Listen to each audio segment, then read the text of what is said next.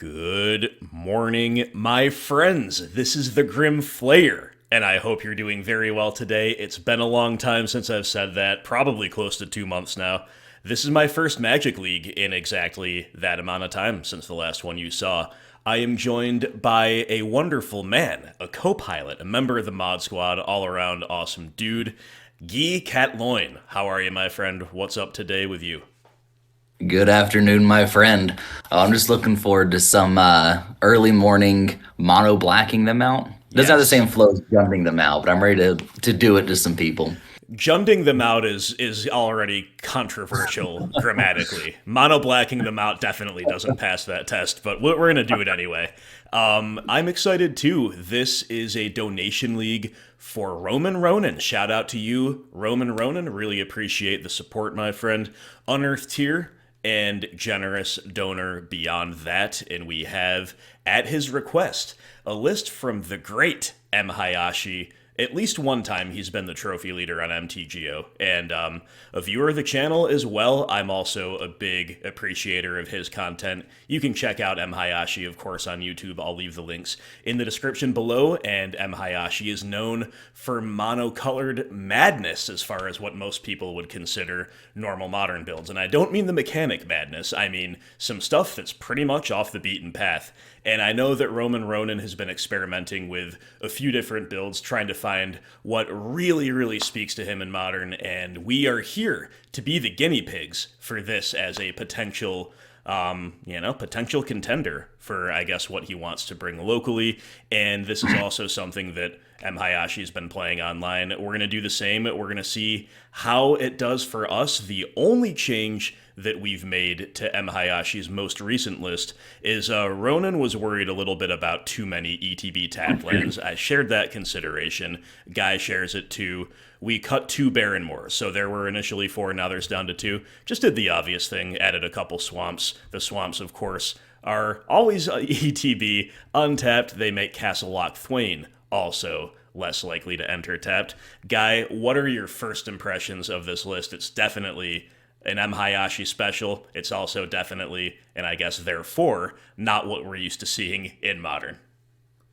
Oh, you couldn't have said it better yourself when you said monocolored madness. I don't know if I've ever seen an Hayashi list ever since his trophy run, where he had like a very reasonable in my mind mono red prowess list. Soulscar mages, the monastery Swiss spears, and a bunch of burn spells. I just look at him. I'm like, I don't know how it functions. That's That's all. totally reasonable. I think I'm about 50-50 against him on in online leagues, though. So obviously it functions somehow. Yeah, it sure I'm does. And looking forward to it. yeah, I me do too, think, me too. Go ahead, go ahead. honestly, I do think that cutting down on tapped lands is a good call. We played actually on the Discord here, one of his mono red lists, and we found that honestly the largest limiting factor was the mana base for the monocolored deck. So I Yeah, think taking that as probably pretty reasonable. for sure. And that's kind of, almost impossible to have a setup that where that's true, but it definitely can be at the same time. Of course, it's a massive strength. You've got pure and perfect color production. You've got a plethora of basic lands in the face of Blood Moon and other things like that. And the only games of Magic Online I've played in the last couple months have been practice games last night with this list, and the mana base straight up won it against Jeskai control. Like, they just couldn't keep up with Castle Lock Thwain. Hive of the Eye Tyrant eventually closed out the game. Definitely a lot of strength to it as well. So that is, as you say, both a strength and a weakness.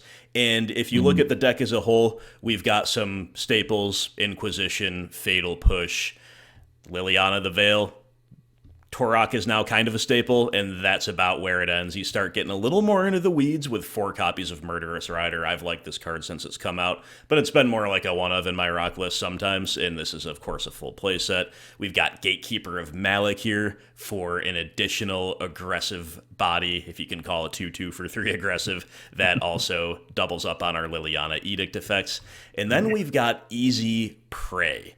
Definitely an odd one that was a bit of a red flag, or maybe a black flag for you. It's a basically unrevolted Fatal Push, but also able to cycle and costing twice as much.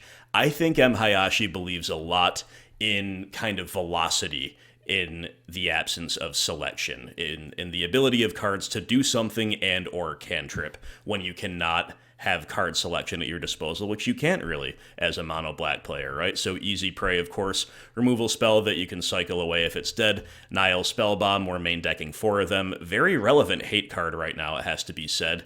And, even if we're against Leyline of Sanctity or something and we can't target them, we don't really use our graveyard either, so that's fine.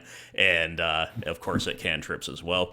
And between that and between main decking 4 Collective Brutalities, this deck genuinely does have a lot of ways to put dead cards to some kind of use, right? And beyond that, it's definitely Hayashi-esque in that there's just all 4 ofs all the time, and a lot of cards that are not seeing that much modern play. We'll see if it all comes together here nicely for us. In the sideboard, the trend continues for Lithiform Blight. I understand this is mostly an Urza Saga hate card. Obviously, it's good against big mana too, but maybe not as good as we need it to be in conjunction with our very slow clock to realistically beat those decks a lot of the time. Necromentia, though, can help us a lot against big mana, and obviously a lot of other decks we can bring this in as well. Chalice of the Void. This is a good hate card when it's put on 0 against a lot of the format right now, and I imagine it's also pretty good on 1 in this shell. If you look at it, we only have 12 1-drops against a lot of decks. Either Fatal Push or Nile Spellbomb can probably come out, right? So that makes that even less of a non-bow. And 4 copies of Ratchet Bomb to get rid of pro-black stuff like Sanctifier on Vec, and just as more mass removal or targeted removal, however you want to use it. And we did mention the Lithiform Blight, so any final thoughts, Guy, before we jump right into our league? Oh, let's send it. You do have to just admire, appreciate, love Mhayashi's hard stance on like, these are the cards we're playing and we're going to frickin' play them. Just the full-on play set of absolutely everything. You gotta love it. Yeah, for real. And the monocolored approach really suits that approach. I don't know, chicken or egg, right? I don't know which, preference preceded the other, but either way, this is how he rolls. This is how we're rolling today. Thank you, Guy, for joining me. Thank you, Roman Ronan, for your generous support. I hope you enjoy this one, my friend. Thanks to all patrons out there as well. Let's play some games. Let's have a little fun. Gigantha. Gigantha, wielded by King Leonidas, who will mulligan. We've got a 1-lander, only castables push. We're probably joining that mull. Yeah. So Gigantha is what? Humans, Hardened Scales, Tron. It could be the old mono red Mhayashi list. That'd be kind of exciting. That would be cool. All right, we've got an easy keep here, and they're going deep, looking more like Tron. So with that in mind, we could do the obvious thing and bottom a land, or we could say maybe Easy Prey is dead if it's Tron, but it still cycles, so we should probably just bottom a land. Yeah, I was kind of thinking Baron more. I like it. Then we just pray that it's not Tron. Yep. I don't know if this main deck ever beats Tron. Yeah, like never. I mean, we do have, if we were on the play, I think this is possibly the deck's actual worst matchup, just so everybody's We're going to rip away their Sylvan Scrying. And then that's their whole hand depends on it. We got this. We got it. Let's go. It's the easiest game of Magic we've ever played. Ooh. Okay. Take Stirrings, right? Yeah, I think so. Yeah. All right. Now they don't draw anything for the rest of the game. True. We've got so true. What? An 11-turn clock here?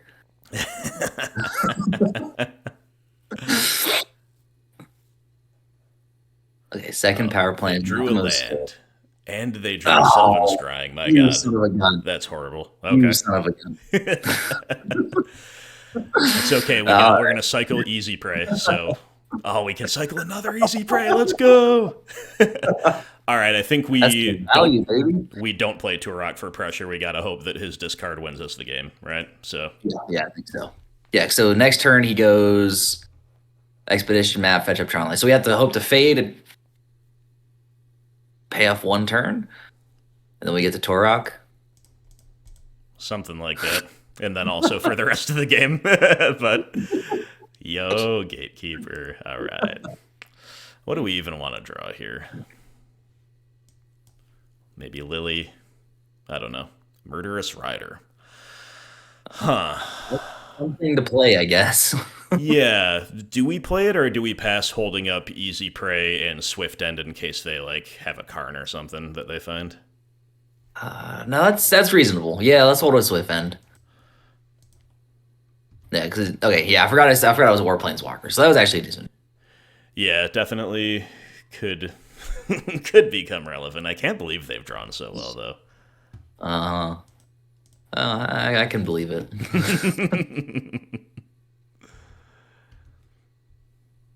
That's why I do play Tron, and Tron is like my late night drinking deck, and I call it a clown deck because like there are decisions at some points of it, but then for the most part you're just kind of clicking buttons. Like Yep, and you look at that immediately the Karn, but we're prepared for it. They're gonna tick up. probably ditching this easy prey. Yeah, probably. Oh wait, we can respond before they activate. Woo! Oh yes, Get wrecked. what's up, dude? Bet you didn't anticipate the Swift end. Oh, GG. Man, GG. it comes in that hard, dude. Okay, so hopefully he draws. Okay, yeah. I was saying hopefully he draws here, but that would be kind of silly. Yeah. Still definitely slamming Turok. Yeah. Oh yeah. Oh yeah. I will say not to get down doom and gloom on us. Then you're another card. But I will say, as a Tron player, I think what we're doing is maybe the least intimidating thing I can think of. It's very true. Assemble Tron, your opponent cycles easy prey in response. Oh, it's But sorry, I mean, incredible. these are going to get there. We have less than 11 turn clock now. Yeah, We're chill. we're going into high gear.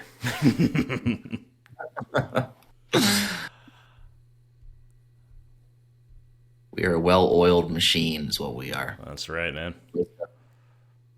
Oh, yikes! Well, Draw another Swift End, I guess. No. So we gotta play and crack Peatland looking for a Swift End. yeah. Otherwise, it's pretty much Well, game two. Oh, sheesh. I was going to say, I think we had 2 turns to draw because Ugin doesn't ult till 2 more turns. Yeah, you're So right. maybe we activated Castle Locthwain and then Pete landed on the following turn, so us to see 1 more card. Oh, that's definitely fair. Ultimately, though, the real answer is it's probably not going to matter very much. Yeah. All right, let's just plan to cycle Easy Prey, I guess. But yeah, it doesn't probably matter. Dang. Well, they did it. Their rips were insane. Truly. Yeah. Truly. Like I can't tell you how many times. Well, okay, from that spot, I've also ripped it a few times. I can't tell you how many times in that spot I just like sit there and I have 2 lands the rest of the game. Yeah, man. Like, this was a rare game one I think we actually could have won. A pretty high percentage of the time. All right, show us the Ulamog. We know you got it. Swift End, one time. No. One other time. Well, for the content value, we could always watch him alt the Zugan. We could. However. Ron's one of those things where like it's a control deck in the sense that it's not fast at winning the game, but it is fast at creating a game state where you can never win. Absolutely. I think all these cards except Ratchet Bomb come in, especially because Push and Spell Bomb can go, making Chalice on 1 pretty asymmetrical. Yeah. And then, like, Easy Is there Prey and Cobrew are probably the worst remaining cards. Yeah, I would start by cutting all easy prey. Is there anything in their graveyard they could use? I don't know, they're main decking Relics, so maybe just like in Probably not. a one of I was something or other, thinking- but probably not. I think Spellbomb is probably a little bit better than um easy prey. Just because you can divide the costs. Yeah, is it? Yeah. Yeah, it's the same CM. There's the same like So Mana let's cycle. say that we want like 2 Cold Brew at the most, probably, right? So then with that in mind, we could bring back a couple Spellbomb, cut like 3 Easy Prey. It's a little bit weird, but actually, I'm actually gonna maybe reverse that, because Easy Prey can at least clean up the Worm Coil tokens. Okay. Um, Fair enough. and I don't know. All right, let's do it. And also the lack of non-bow of Chalice, I think, probably just puts it over the. We're debating which is better, Easy Prey or Nile Spellbomb against Tron. Just so we're all clear. Yep. But hey, Sometimes your morning takes a turn and you're sucked to debating Nile Spellbomb versus Easy Prey against Mono Green Tron. yes. Mana base. Okay. So we have our best card, which is Necromentia. Yeah. We just say like, all right, we're gonna draw an untapped land in 2 draws. Yeah, I think we I probably. guess it's 3 draws because we can go tap Castle Locthwain and then Hive to cycle Easy Prey. You're right. All right, Yeah. let's do it. I think it's a keep. Yep. Let's do it. I've had nightmares about this exact situation, I think. From cold from sweats. which side? From ours. I've got happy dreams from the other side.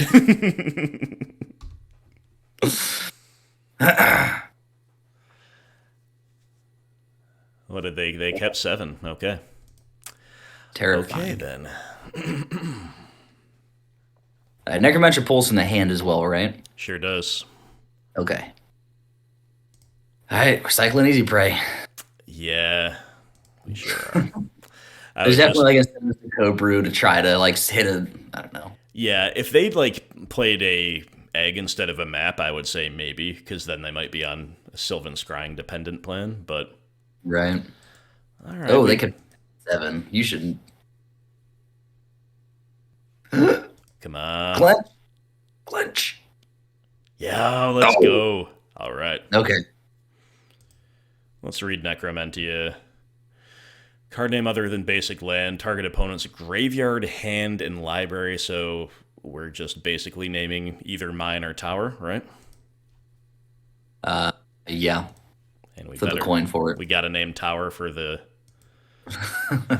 for the total own. Yeah. Well, we'll see which one has better art. We'll take the one. We'll rip away the better arts from him. I think we have to name before we get to search. Sadly. I was thinking it was like shoot, Earwig Squad. Ah, of course, the goblin reference. Oh my gosh, their hand was so Whoa, bad. Veil of Summer though.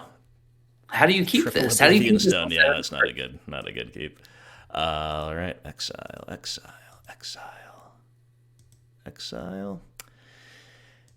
And anything else? There's a one of Yavimaya and one of Blast Zone. 2 things to note. Otherwise, I see normal stuff. 3 Thragtusk, 1 Warping Whale, a 2nd Veil. Yeah, they decided to cut down on threats in order to play relics. Yeah, interesting. And there's an Ulamog, the Infinite Gyre. Okay. Oh, they're playing that old mug. Fascinating indeed. The Whoops. Judgment Freeze. I guess we don't get access to that hand. So what did we see? Veil. We saw 3 O-Stone and a Veil. Yeah. They go get Yavimaya, that makes sense. Oh, can you imagine if they veiled the Necromentia? I can. I may I can. have puked out.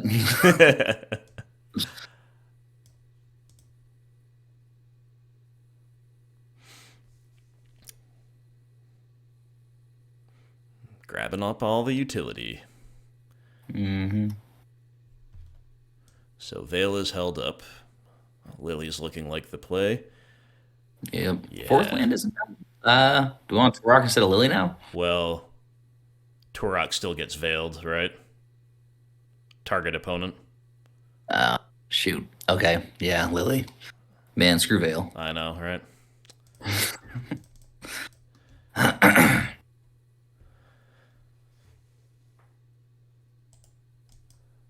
Probably either Cobra or Gatekeeper here. I'd probably ditch the Cobra. I think so. Yeah. I think it's likely enough to whiff that it's a good pitch there. All right, so unfortunately they're going to get to play a land, play an O-Stone, still hold up Veil. So we're going to have to hope they give up the Ghost on Veil, basically. Like they pitch it to our Lily Tick up, and then we can play Turok, but even so, then we're just losing our board to the O-Stone if they get a 5th land. Like you said, screw Veil of Summer. Screw Veil of Summer. Snaps. Right. 2 O-Stones and a Veil. They're tapping out. Let's go. All right, we get the Turok. We get the Turok up Tick Lily. Yep. I don't think it matters all that much, but we got to try to get lands out of their hand with Turok and then fade for a minute. I always forget Turok's random. Yeah, exactly. I get it. Good hits only. Good hits only. All right, we'll tick up with Lily first. Oh, do you not want a Turok first to grow it? Oh, yeah, that's fair. I was thinking the kind of don't inform their decision as well, but yeah, we do miss a point on Turok. I think that's irrelevant, though, because I think they're either going to have the land for O-Stone and blow it up or not, and then we can win. Fair enough. I guess we do also have a higher chance of discarding a land here. Yes, that was what I was thinking, but we got their land easy. We did not get their land. We didn't. We got Thragtusk Veil, stuff that kind of is past the point of mattering. Dang. No luck. But they just have 1 O-Stone and 1 Unknown left, and a Gigantha to get. So, I mean, we're still pretty screwed. But, okay. We got this. Good vibes only. Good vibes only. All right, I guess we pass holding up Castle or Swift End, eh? You want? I think Gatekeeper, we're probably supposed to try to get to line up against Gigantha. Yeah, all right. You're right. I was just thinking about like maybe just play our threats to have some kind of clock, but I think you're right. They have that 3rd O-Stone too, you know? Yeah. Yeah, Necromentia and was it Surgical Extraction don't track the revealed. Yeah, probably most of those or all of those extraction effects. Yeah, it's probably a wording thing, right? Because I think those say look at instead of target player reveals their hand. Yeah, it says search their hand, basically. Yeah. You're right, it does not get revealed. Technically revealed. Yep, very true.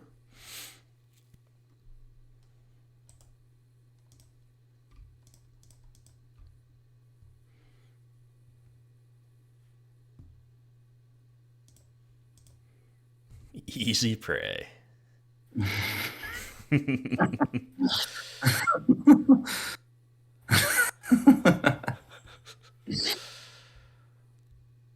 Gotta love it. Lithiform Blight, okay. Well, that's a good draw. What do we go after? Possibly Blast Zone, possibly Sanctum if we think the game's going to go that long, which I think it will. Yeah, probably go after Lithiform Blight. I don't know. We have Lithiform Blight. Which one do you want to go after? I'd probably go after Blast Zone. You got it.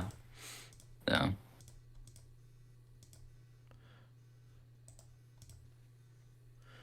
But it's mostly just a cantrip here because I think we're losing most things to this O-Stone. Yeah. All right, do you want to main phase cycle Prey looking for something, or do you want to pass holding up Lock Thwain again? Sure. Inquisition might be able to hit something.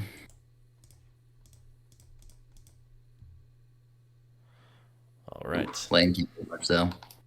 What's that? I said land can't hit much, though. No.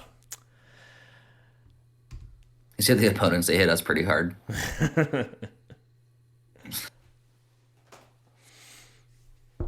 Jeez, they don't miss lands, do they?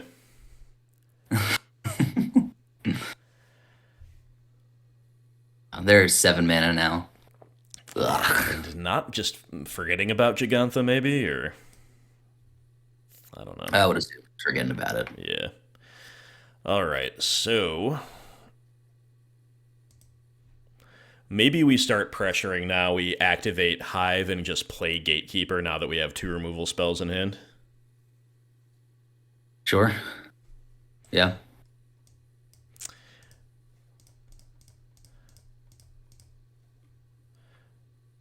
3/3 Black Beholder creature with menace.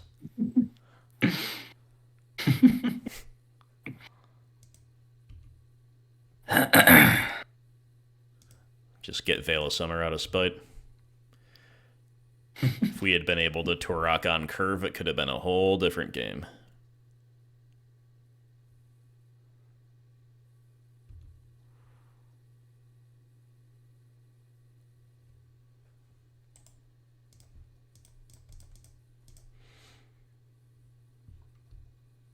The most intimidating grizzly bear of all time. How can they beat it?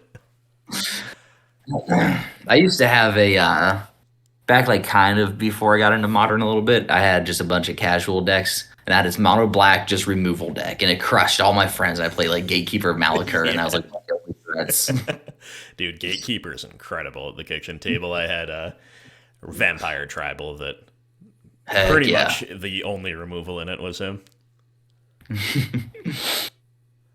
So it was like the inverse of my deck. Yep. Uh-oh. Round 2 time? Kinda. Oh boy.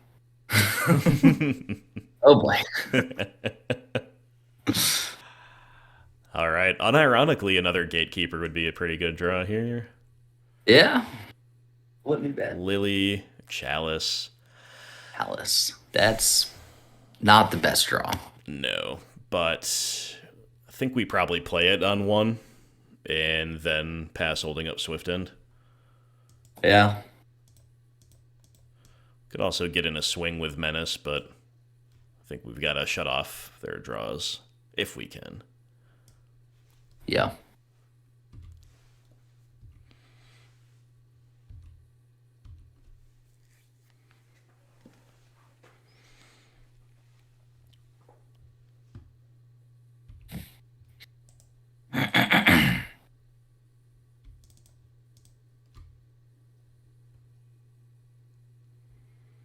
Give him a chance to draw Veil here, but still gotta kind of play for that. Don't even say that word. Yeah, I shouldn't. I really shouldn't. We don't speak those words here.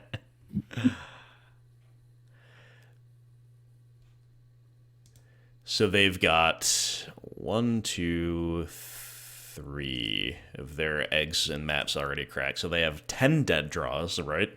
At least. Because they have the remaining eggs, the remaining map, the remaining Veil, plus however many relics. But they'll just draw Karn. Okay. I mean, we got Swift End, but we're pretty dead to Sanctum, I guess. Yeah, just fetch up another Worm Coil. I sure do. Let's see what we draw, but I think we're done for. Oh, we're definitely done for. They didn't respect the Gatekeeper. They dared to tick up. Yep. Well. There's a solid chance he doesn't try to win the game here and he just resets the Karn for the lulz. Speaking of the lulz. Let's go to round 2. There are some fun moments there, but obviously it's our nightmare matchup. We got pretty unlucky too. So yeah, couple fun ways the deck showed that it can disrupt and compete, but overall the last matchup we want to see, and therefore the fitting first matchup I see upon my return to Magic. So good times. On to round 2 we go. Okay, round 2 we're curving with a pretty much like BG Rock looking hand. I'm down. Do it. These are all cards that we would have seen in Black Green Rock at one point. That's right. So Uh-oh. Now you, Uh-oh, another deep mull. Oh, oh no, no, no, no, no, no. stop it! It used to be that when your opponent mauled down, you're like, okay, cool. This is a good. I'm gonna take game one. But just I feel like the mulligan decks are only combo now. Like the non-combo Yeah, decks are so consistent and powerful. exactly. Oh, it is. Ah! But it's the other one. Vent zone moment. Everybody At least, report to the vent zone. Assemble in the vent zone right now. at least Gatekeeper of Malachor is more than just a 2-mana 2/2. Yeah, Gatekeeper is unbeatable. It's true. That's what you said, right? Well, uh, not so many words, but that was the idea. All right, we desperately need a third land, and if we hit it, hey, if we hit it, I think we're going to win. Now that's rock talking. Yeah, exactly. Dude, where's our easy prey to cycle? That card's necessary.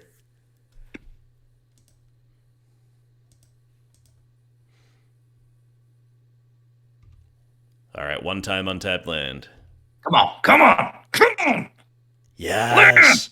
The There we energy, go. guy, the energy. You nailed it. All right, what do we pick? Cobrew or Fatal Push? Probably Cobrew. Probably Cobrew. Yeah. I think Cobrew kills Mattery Shaper in this matchup. I think you're right. I guess he can deal 2 damage. And look, they're going to think we're rock, obviously. Oh, yeah. Whoa. Well, they know you at all. Yeah. Or even Well, that too. Hurricane. What has happened to Modern in my absence? I really don't get it. Ugh. Man. Did not expect to see the Graven Karens. Nor I, sir. Nor I. A braid. A braid. Well, that explains it, kind of. Well, I mean, he can't cast. Mm-hmm. Recancel. This is this mana only to cast a creature of the chosen type, right? Yeah.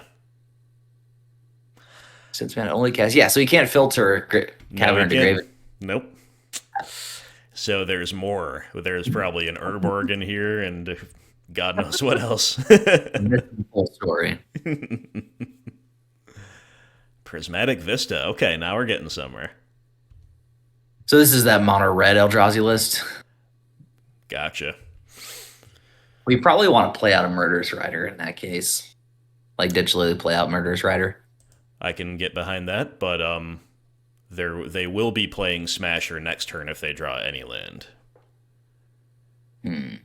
That's the only reason I hesitate. Yeah, keep it out. Or like keep it up. Yeah.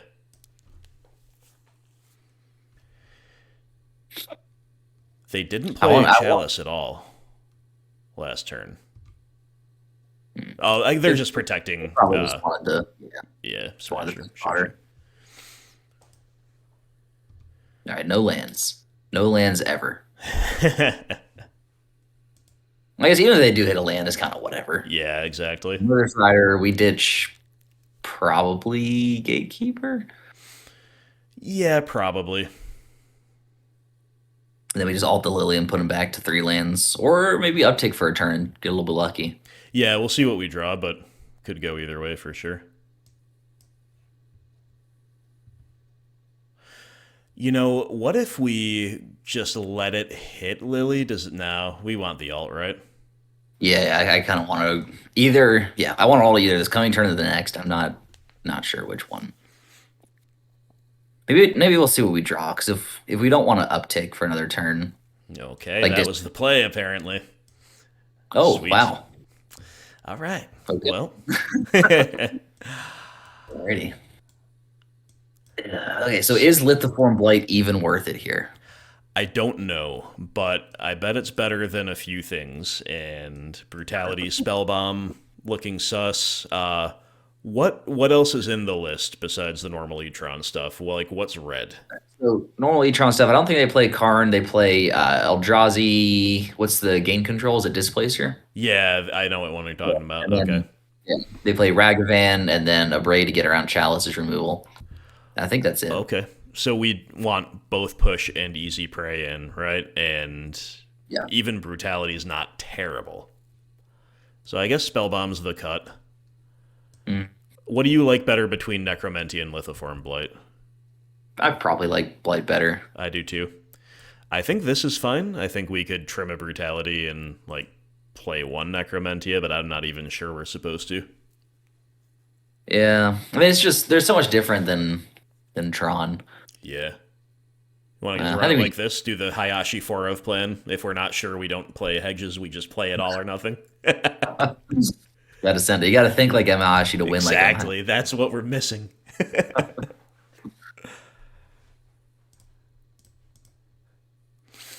Well, I don't think we cited out lands, did we? And yet, not. I mean, there's 3 lands on the pick, right? gotta be. But just in case, we're gonna send it back. Probably a good hedge. A keep, a good enough hand. We're definitely soft on the draw to Ragavan if that's in the cards, but otherwise, a solid keep. Probably ditch Murderous Rider. There's thing if they do have Ragavan, we only get hit by it once. We can play out Gatekeeper as a blocker. I agree with that for sure. I was thinking maybe ditching Turok.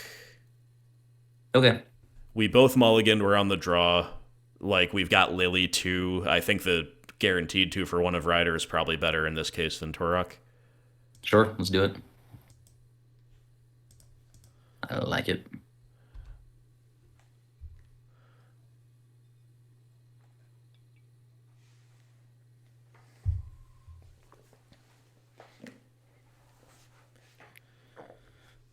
A tapped Shatter Skull. We love to see no Monkey Man. Oh, we had the push for him anyway.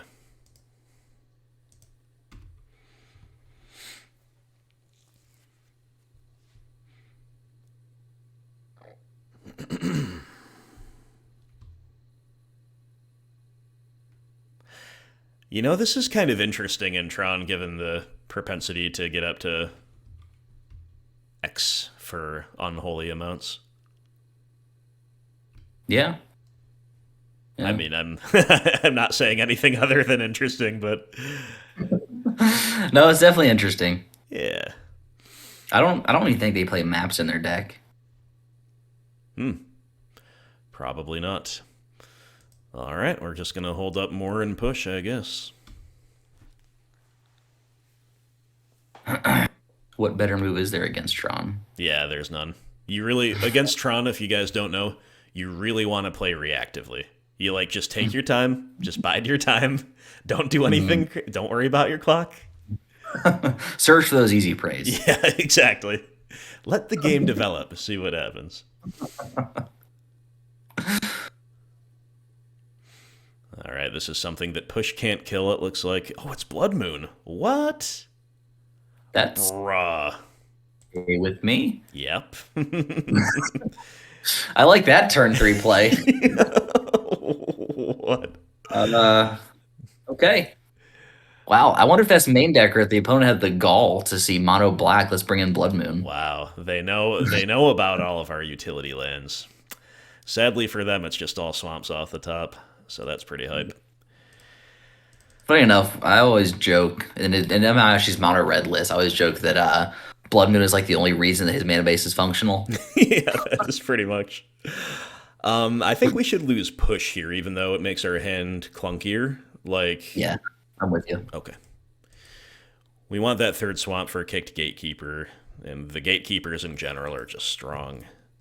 And now that we've gotten rid of spell bombs, how do we ever revolt the fatal push? Well, good question. Is fatal push just like a 1 mana easy prey that can't cycle? I think so. So a worse easy prey, basically.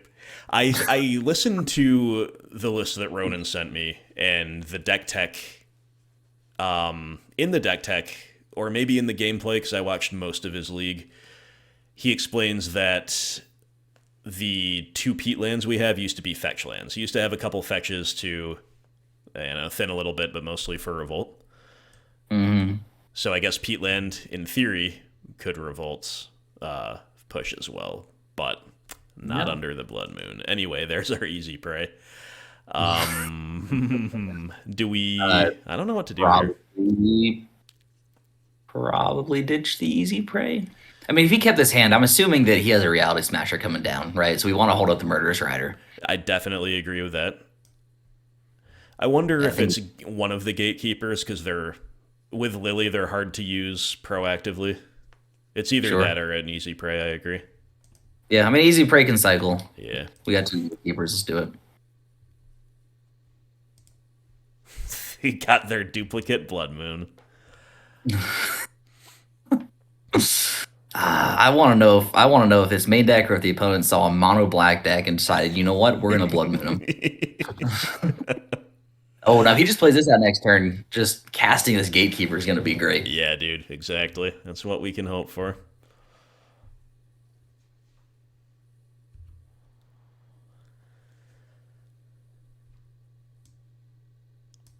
You called it.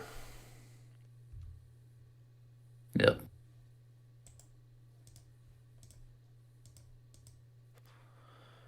Now we ditch the easy prey, I guess. Yeah. Pretty easily easy prey.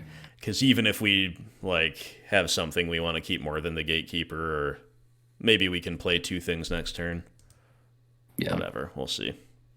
Yeah. It's just the card that says destroy only a creature with CMC 2 or less is probably the weakest card. Yep. All right. So play the rider, take up, lose the push, or do we leave her at 3? I'd probably take up, lose the push, then just play the rider. Yeah.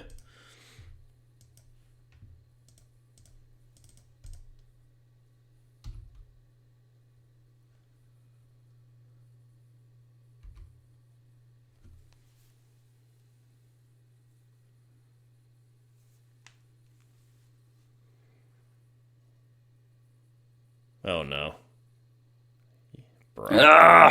I mean, Gatekeeper is still such a clean answer, but that's still real annoying. Are we gonna block and say Lily? You said we don't, or we do? I think we do. So we'll have her at 2? Yeah, probably. I think it goes back into our deck too. Like it's put on the bottom when it dies. Yeah, you're right. Yeah, I noticed that when I was thinking about how few threats are in the deck, at least Rider goes back in. Although I don't think we have any way to shuffle our deck. You're right. Those fetch lands are looking more and more like a non-free cut.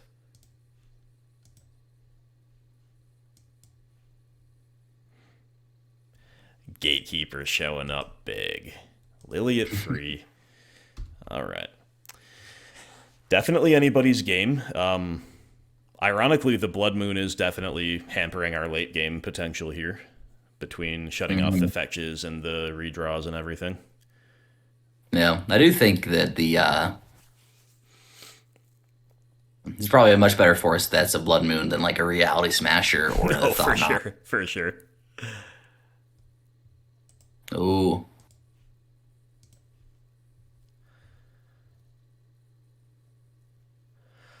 Pretty cool mountain. Do we? I think we keep this as Lily fodder. Sure. I Okay. don't think we have any reason to play it. I don't think we have any outs to Blood Moon currently in the 60. Yeah, play a lot of reactive spells. Yep.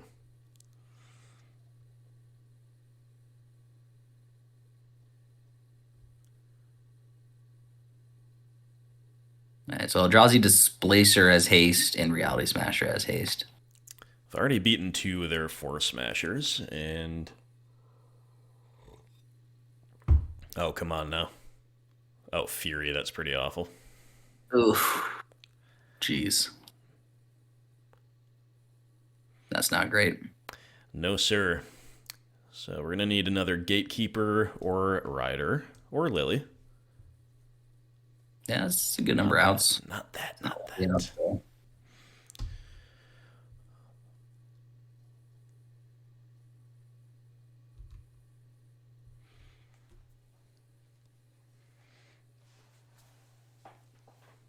Can you stop ripping, high curve stuff off the top, please?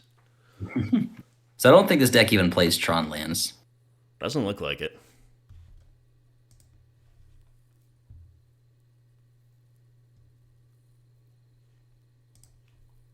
It's a crazy person's deck. Jesus. So Well, bad. All right, they're gonna draw a braid. Never mind.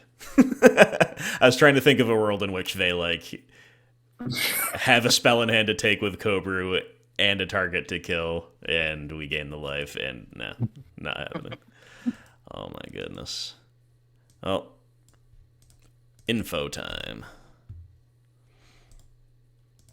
Okay, that was painful, but some pretty fire top decks from OP. Is there any scope to consider playing a bit of a longer game with like a couple of ratchet bombs in there over a couple Cobrus, or maybe just yeah. one? Yeah, I think Collective Brutality is like doing nothing. All right, let's try a couple bombs. I mean, they're obviously slow, but they could get us out from a blood moon at the right time. For Yeah. instance, Want to take out 2 Cobrus or 2 Necromentias? Like Necromantia isn't great, but maybe it's better than a Collective Brutality against Etron. I'm just worried a little bit about the Ragavan you mentioned. I know we didn't see it, but I think leaving a couple in's okay. If Sure. Ragavan is Yeah. in there, I don't know what we're hitting with Necromentia, like maybe Reality Smasher, but Yeah, I mean, we do have 4 Fatal Push and 4 Easy Prey. yeah. Okay, you want to try? Yeah, I could try it. I just think it's better in Collective Brutality. Yeah, I could definitely see it. So let's see what we can do on the play. Facing another, I guess we can't technically complain about facing Tron twice because, like you said, they don't even play Tron lands.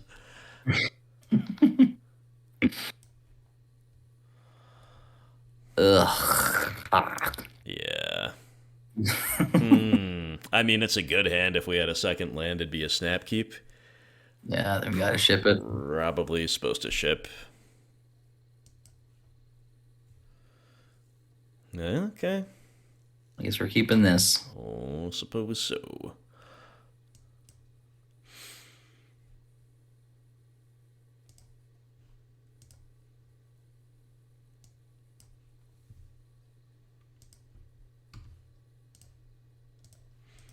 Gonna get wrecked by Blood Moon if they have it on curve.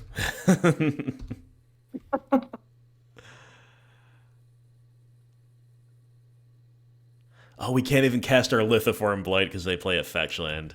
Wow. Wow. Man. Okay.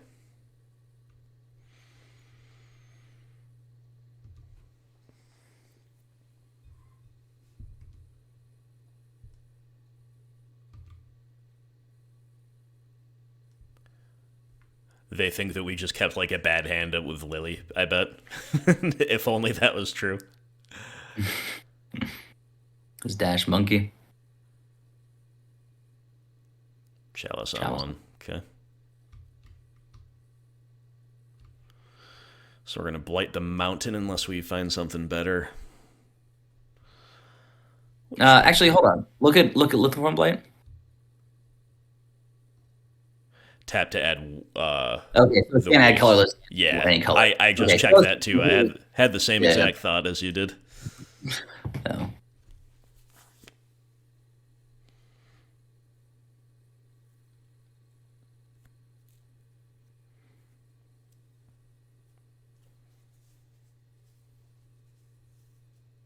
And it's like, is this really their play?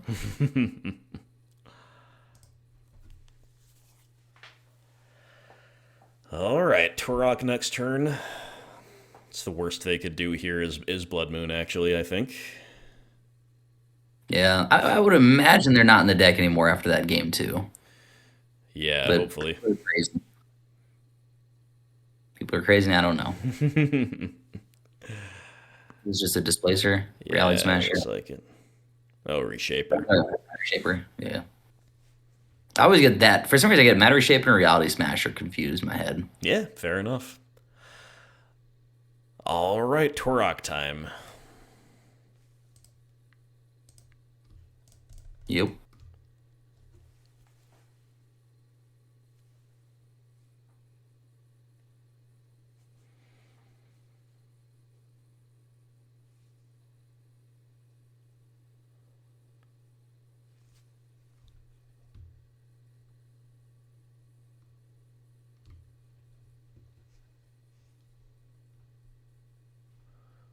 Get a Ruins and a Giant, not bad, for sure.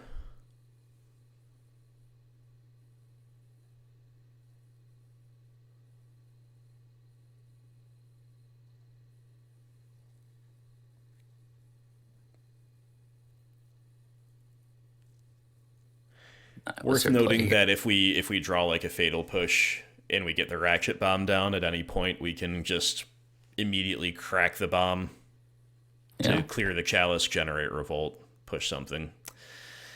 Fury. Fury, but at least they had to evoke a Giant? Wow.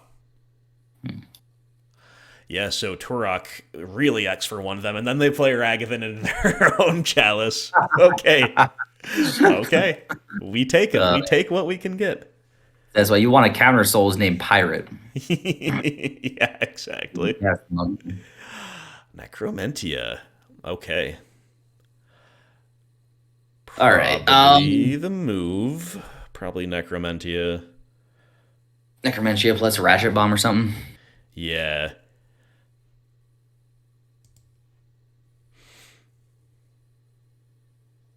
You want to take? Yeah. I'm trying to think if it makes sense to do.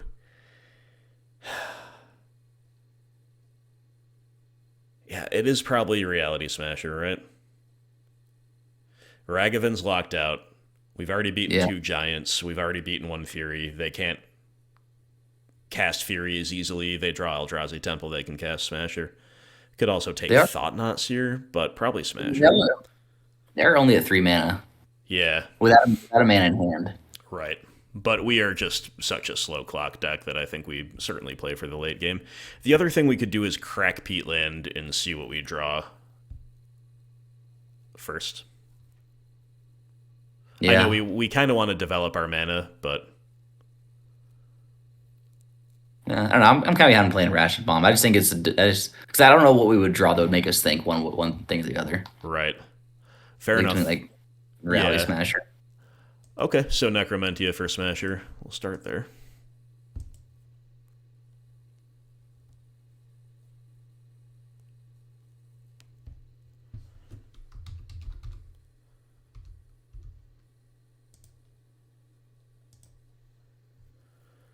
Ooh, they do have the Thought Knot in hand. Well, Rough one. Fatal Land one time. Answer it. What's that? Said Ratchet Bomb can cleanly answer it in... Yeah. All right, Eldrazi Obligator. That's the one we've been trying to think of. Which one's... Displacer is the blink one. Yeah, the white one, yep. Yeah. I had a feeling I wasn't right about that, but they have 2 Spyros and 2 Roiling Vortexes. Duly noted. Whoa. Nothing else I see unusual, so okay. Roiling Vortex. God bless him. All right. Clearly want to fade the land off the top for a long time, but especially this upcoming turn.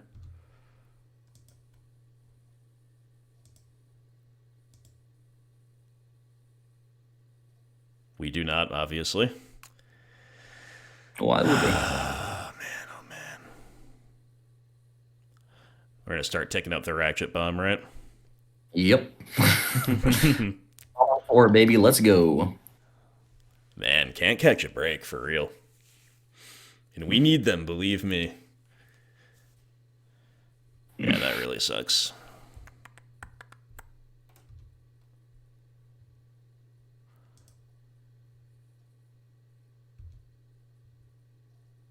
Oh, dude. Well, there are good draws and then there are that draw.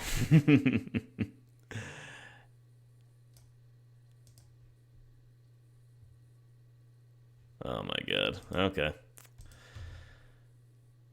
Not really getting even a tiny fraction of love. You ever pay 2 life to draw land? Yep. I have. And I was not even playing Death Shadow while I did so.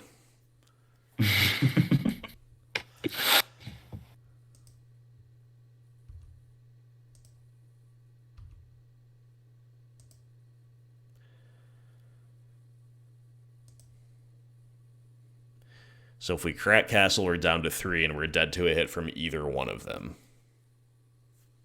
Yeah. I don't know what we're hoping to draw here. Maybe, I guess Murderous Rider wouldn't be bad, right? Kill a Thought Knot, play it, and then block them every shape. Yeah, that would be the move for sure if we could be so lucky.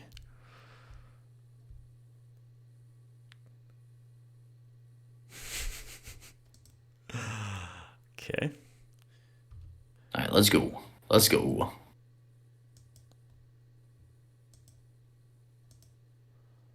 I guess we would Fatal Push a... Oh, no, we can't. Never mind. Gatekeeper keeps us in the game. Okay, I can block for a turn. I guess maybe we take a hit from Thought Knot and try to double block with Gatekeeper and the Hive next turn. It's interesting for sure. I guess it won't matter against this Reality Smash they're playing next turn, but... Yeah, probably. They got him out of exile somehow.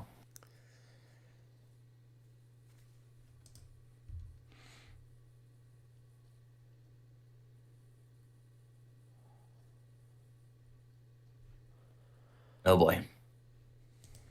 Yep. Alrighty. We drew a few lands. Maybe they can draw a few lands, huh? That'd be cool.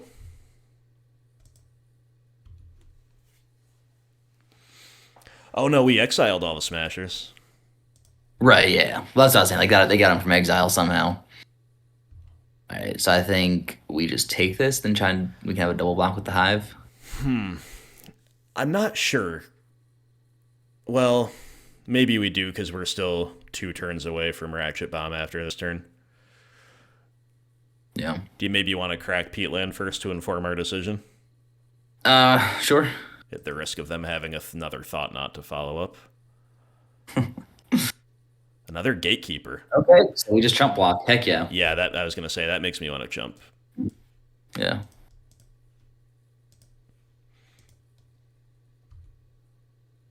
All right, no Thought Knot. No Thought Knot, please. No! You gotta be kidding. Oh, well, what? Oh, whoa. Something worse? Always does. No, also Chalice on 3. 3. Wait, so if you kick it, that's not a part of the Still comp. gonna be 2. It's still gonna be 2. All right.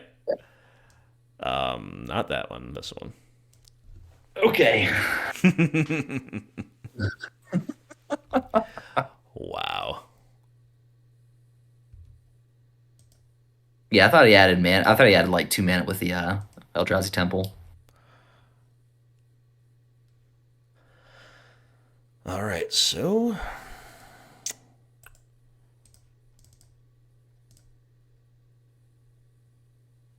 All right, and we are on a 3-turn clock after this.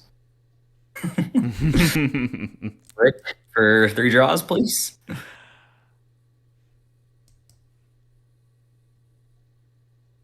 oof. Probably want to leave this Ratchet Bomb on 3. Yeah, I think so, because only Fury really punishes us for not taking it up to 4 immediately. Yeah, But one thing they've is got a good amount of stuff at 3, and we can obviously put it to 4 on an end step if they find another Thought Knot. So, yeah, let's leave it. Oh, maybe not, because Chalice on 3 is now a thing. Oh, yeah. Oh, yeah, they can't play Reality Smashers or... Okay, yeah, take it up to 5. Yeah. Okay, that's the match. Cool. Yeah, they probably drew a 3-drop, locked themselves out. We needed a little help from OP there. They they may have sided Blood Moon in against the Mono Black. They played Ragavan into their own Chalice, etc. But we'll take it. On the board, let's go. What did you say? So how does this deck ever lose? I don't know. It doesn't. It doesn't. Round 1 didn't happen. On to round 3 we go. Winning the good old die roll here in R3. And we have a keeper. If they're playing small creatures, they can't win. If they aren't, we can't win. Keep. That's honestly, I was kind of thinking about that after last match. Like, what decks do we want to run it against? I think it's just CMC 1 and 2 tribal. Definitely. That also uses the graveyard. So I guess it's not bad in like the Ragavan Darcy, but the metagame's kind of starting to spread out from there. Okay. Woo! Yeah. Let's go, baby. We can do this one. That is not a Tron land. Indeed not, my friend. Indeed not. And draw Lily's pretty good here. We're still notably lacking a clock against Burn, but I think we're pretty well prepared overall for the matchup. Oh yeah, the 4 main deck Collective Brutality. Yes. So is there any scope to cycling Easy Prey and then Edicting with Lily, or should we be killing it and then playing Lily ticking up? I would kill it, tick up with Lily. If Lily can say like deal 3 to 6 damage, it's just so good. Yep. Just wanted to mention it, but I wholeheartedly agree. Think opponent maybe read the card for a minute there. I was getting ready to pitch Peatland. We could pitch Spellbomb, though. I'd probably pitch a Spellbomb. I think I agree. Well, I mean, they have Luris, but, like, hopefully they just... If they start stabilizing with Luris, we haven't really done our job anyway. Yeah. Plus, we have one of our only ways in the deck to turn on Fatal Push here with the Peatland anyway. Very true. Goblin Guide giving us a land. Lily getting put down to 1. Okay. Thank you, Goblin Guide. Turok. Ooh, Turok. We just get to get them totally empty-handed. Heck yeah, man. Oh my goodness. Heck yeah.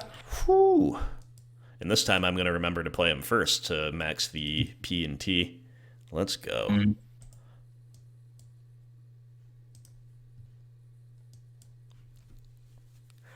Wow. Wow, the deck makes so much sense now. And the scoop. That was so fun. That was so fun. That was like the best modern experience I've had in a year. I don't know if I've ever bodied Burn like that. Yeah, that was grotesque. Like, there are times back in the day where I was able to go like Lightning Helix, Snap, Lightning Helix, but that hasn't happened in a while. Yeah, dude. Oh my goodness. That was cool, cool, cool. So I think I think we're supposed to play Chalice. I think that's part of why it's in here. If we're playing Chalice, it's on 1 and probably therefore at the expense of Spellbomb, even though Spellbomb's not terrible against Luris Burn. We don't have bad cards, that's the thing. I think we need to keep in all of our creatures because erasing is paramount. Yeah, set it like this. Yeah, I think Ratchet Bomb's playable, but over what? Probably not over anything. Yeah, yeah, this looks good. Yeah, I mean, maybe over, like, a Lily or 2 on the draw. But that's not the Hayashi way. No coward's heads for the Hayashi. Oh, beautiful. Yeah. Beautiful keep. Burr can send it.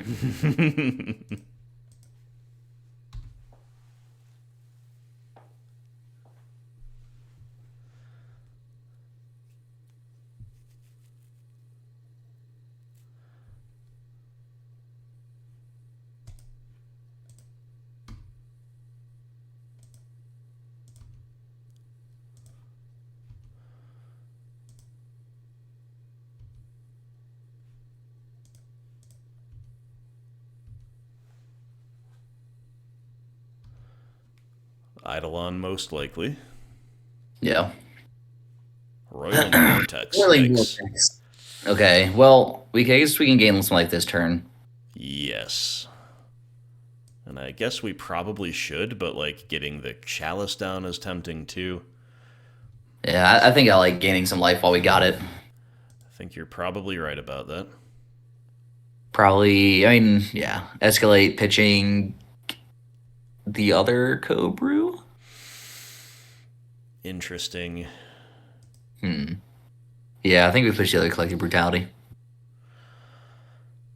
I don't necessarily think we should because we have a lot of kill spells. I would almost rather pitch Fatal Push.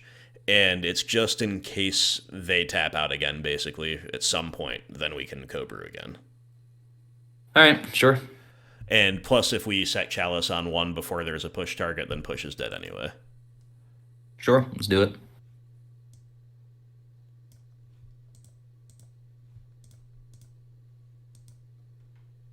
But losing the instant speed 1-mana interaction against Burn, obviously there's some problems with that too. Their hand's pretty weak though. Yep. I wonder if we take Rift Bolt just in case they spend the turn putting Lurrus into hand, then we can lock out Lightning Bolt with Chalice. Is that a consideration, or do we just take the better card?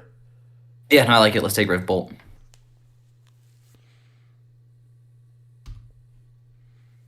Well, like honestly, pretty similar here. I forgot they take damage from this too. They're getting wrecked right now. 18 to 12, get wrecked. That's a clock. Well, at least we get to just play the Gatekeeper. Is that what we do? So, do we want to... Okay, so if we just Gatekeeper, they bolt us. We take the 2, then we're down to 12. We could Inquisition them. They bolt us, we're down to 12, and then Cobrew, but that's just netting even. Yeah, and then we don't have a clock down. What if we just Collective Brutality here? We Collective Brutality and escalate, pitching Inquisition. That way they have to just choose between either we gain life or we take their bolt. Interesting. Yeah, I think I like Collective Brutality, pitch the Inquisition. Well, we'll have to pitch 2 things, right? To have all 3 modes to force a choice. Oh, yeah. Is that worth it? We'd be pitching Inquisition, which is fine, and then... Like Easy Prey, probably? Probably. I'm finding it hard to parse out whether that's worth it relative to just Gatekeeper, but it might be. It's just hard for me to... Yeah, so we'd be losing 2 lands. If they bolt us, then we're at 14. If they don't bolt us, they just use Whirling Vortex. We gain life off the bolt effectively. I like the Cobra line. I think I do too, the more I think about it. I think that's a super heads-up call.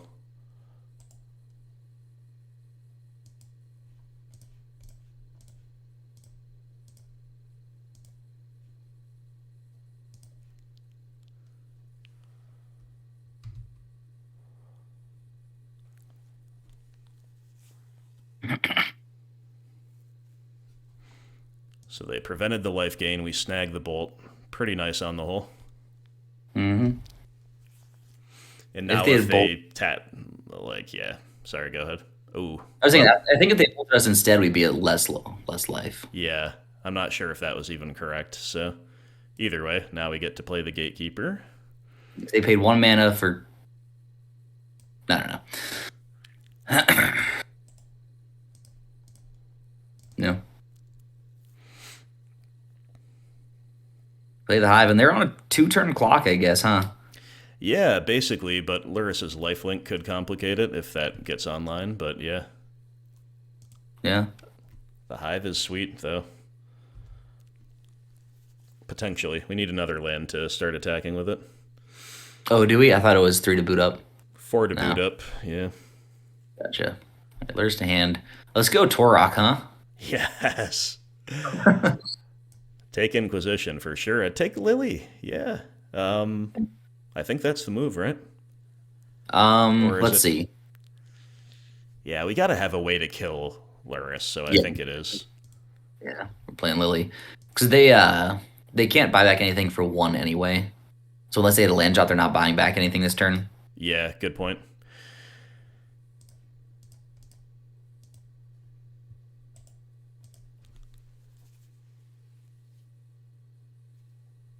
Get a lava spike out of there. Nice.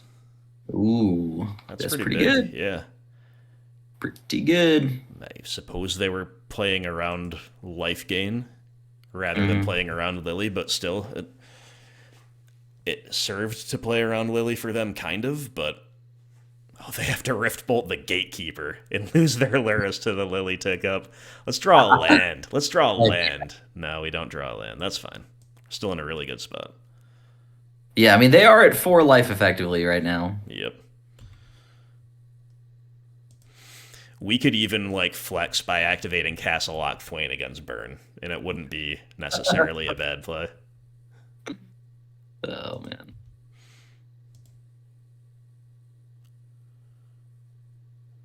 Okay, those are 2 good finds. Obviously, race mode is activated, so we're going to go to 5. I think we're supposed to crack it. You mean activate Lockthwain? Yeah, that's what I mean. Use- Because if we find any land, they're dead. Yeah. But if we whiff, then we could be dead to the... No, because like they're not attacking us again with Swifty. So even if we Right. go to 4, We're dead to a burn spell here. Because they kill like they burn spell us for 3 damage, then we untap and die to the rolling vortex. Whereas this gives us 1 more draw without the rolling vortex. yeah. I think I like drawing, just trying to hit this land and kill him. Okay. I don't think I like taking the. I'm gonna give burn more draws and hope they don't kill me. Right, exactly. You pray and come on, land. Nope. Oh. Okay. Okay. So we probably cycle Easy Prey, Edict them. Then Torok. And then if Probably they Torok. no with this Torok, because they're at 3 on our turn, then they untap and die to the vortex and they're keep. Yeah, so, okay. Yeah, this does not draw burn. Guess we'll start with Easy Prey. Yeah. Collective brutality. Ooh, yeah, that'd be sweet. Okay. So many good draws, but... Alright, we just gotta fade. We just gotta fade. And, I mean, if they don't draw a burn spell, we kill them. Yep. Don't draw a burn spell. Don't draw a burn spell. Don't draw a burn spell.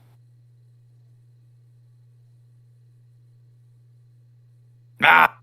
Oh, it's another Roiling Vortex. GG. Woo. Yeah! That is so funny. Heck yeah. So here, I think the line is we attack, we edict ourselves, and pass. Okay.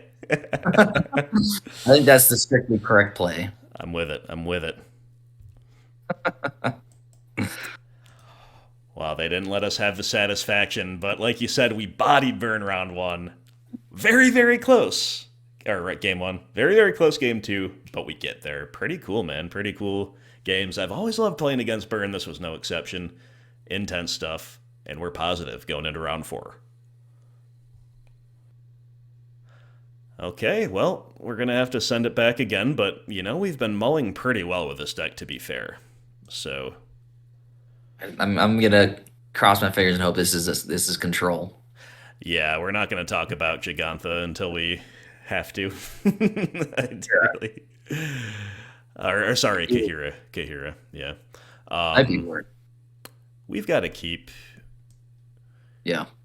And probably. Spellbomb, you said? Yeah, I agree if so. Yeah. Okay. Yeah, Spellbomb.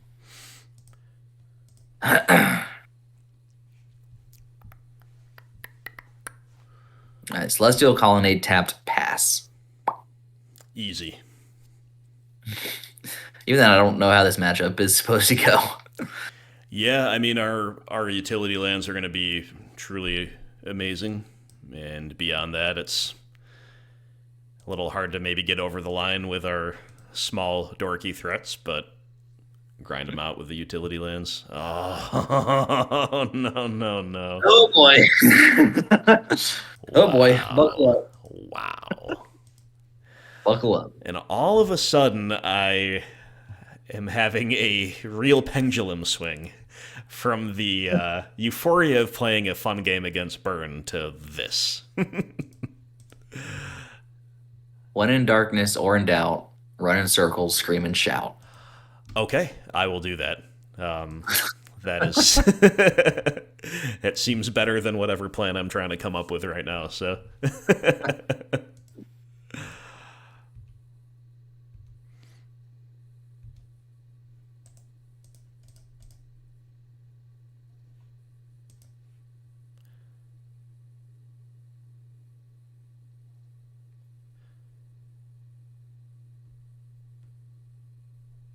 Kind of weird because Gatekeeper is a good card in this matchup and against a lot of bigger creatures, definitely.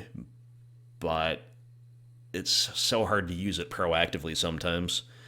I wonder if you're supposed to take the draw with this deck.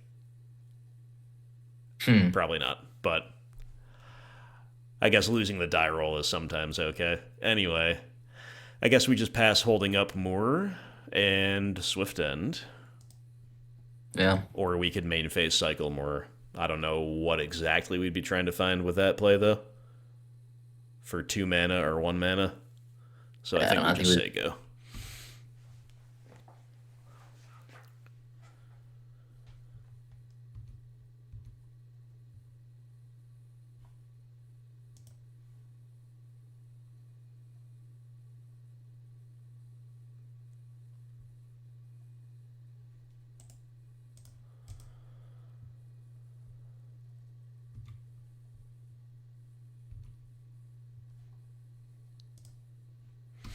All right.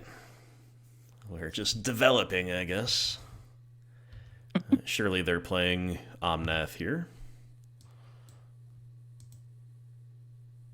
If that's the case, I think we're supposed to just untap and Gatekeeper it. Yeah. Yeah, I think so. Swift End might be able to blow out like an Ephemerate something later on. Yeah, definitely.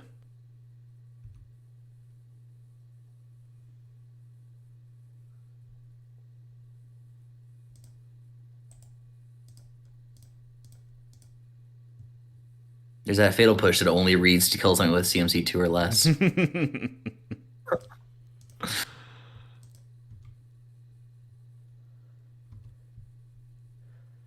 And that kind of feels worse in current Modern than it would have in the past, I think. There's a good amount of 4-drops going around, it seems, to me anyway. Yeah.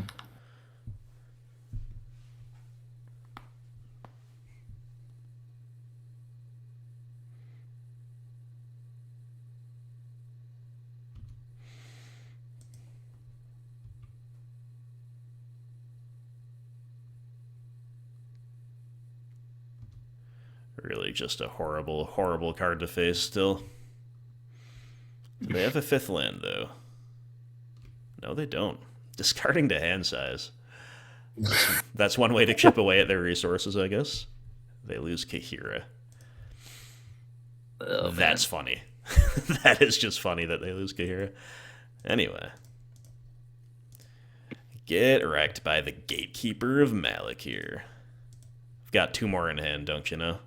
Might as well just scoop.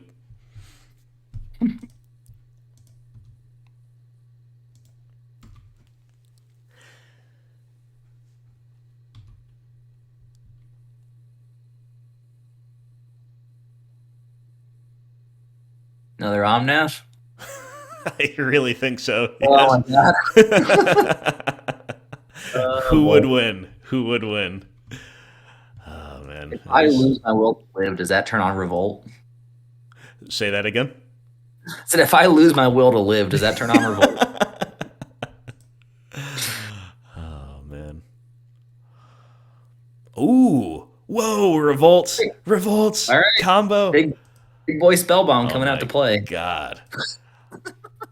The opponent has no chance. Oh, my goodness. The sheer value.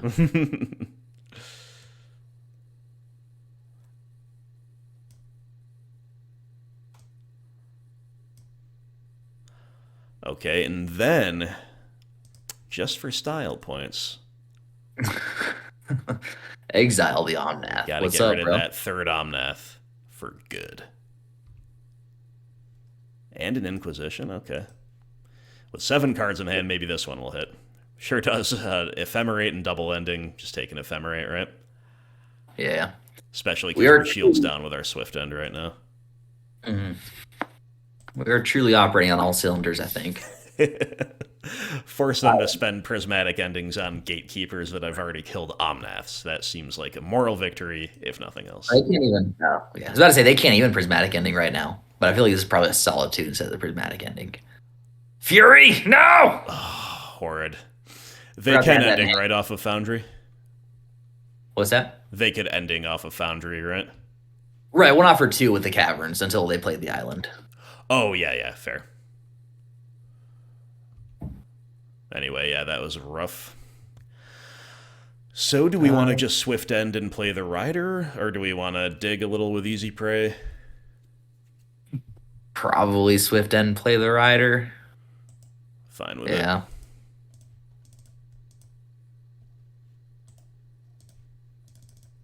I think like hitting Lily would have been really good, but I think this playing Rider is better than our average draw. Probably. I don't know if Easy Prey has any targets in their deck. I don't know either. Muldrifter, probably the floor of their turn. The fourth Omnath. Come on now. Come on now. Yeah. Now they get to cast Solitude. Yeah, okay. It's all a stop, man. Yeah, just enough. Enough with you.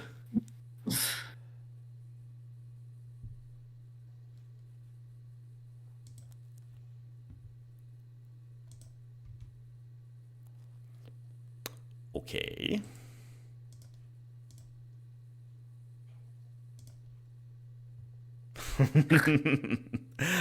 We've reached this part of the game. So, I guess we're supposed to hold up I as a blocker against the Solitude's lifelink. And of course, we can crack Castle if we want. If they don't attack with the ladder. But looks like we've kind of, reached that point where we had some stuff line up well enough, but then their top decks and fourth Omnath, sheer amounts of value, just gonna bury us. You asked earlier. Yeah, go ahead. No, what were you saying? You go ahead first. I was saying you asked earlier why I played Tron. It's because decks like this beat every other deck that I play. Yeah, for real, dude.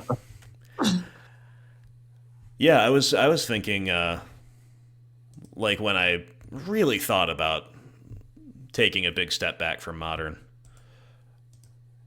is that really what I want to do? And one of the things that made me say yes was, like, I love building decks in Modern, I love playing them, and I love playing against a lot of decks, but I don't see why my day should contain any number of hours or even minutes spent playing against, like, Elementals or Rhinos or the new Living End deck, stuff like that. Just I don't see why I should want that. No, Goblins. Goblins also beats Elementals pretty hard. But short of that, every other deck I play is like Control or fair mid-range. Yeah, Goblin still bodies Elementals, which is kind of cool. Love to hear it. Love to see it. Turok's good in this matchup for sure. Yeah. I don't think it's enough right now, but in Pro White's not nothing, I guess. Yeah. How will they ever recoup? Pretty easily without worrying about much, probably. Probably with another Fury, that would be my guess. That's red mana. Stop! Stop! Man, I hate being right sometimes. Stop bullying me. Yeah, that was just wrong. Are we even sure that it's legal to do what they're doing? Like Geneva Convention violation or something like this? Okay.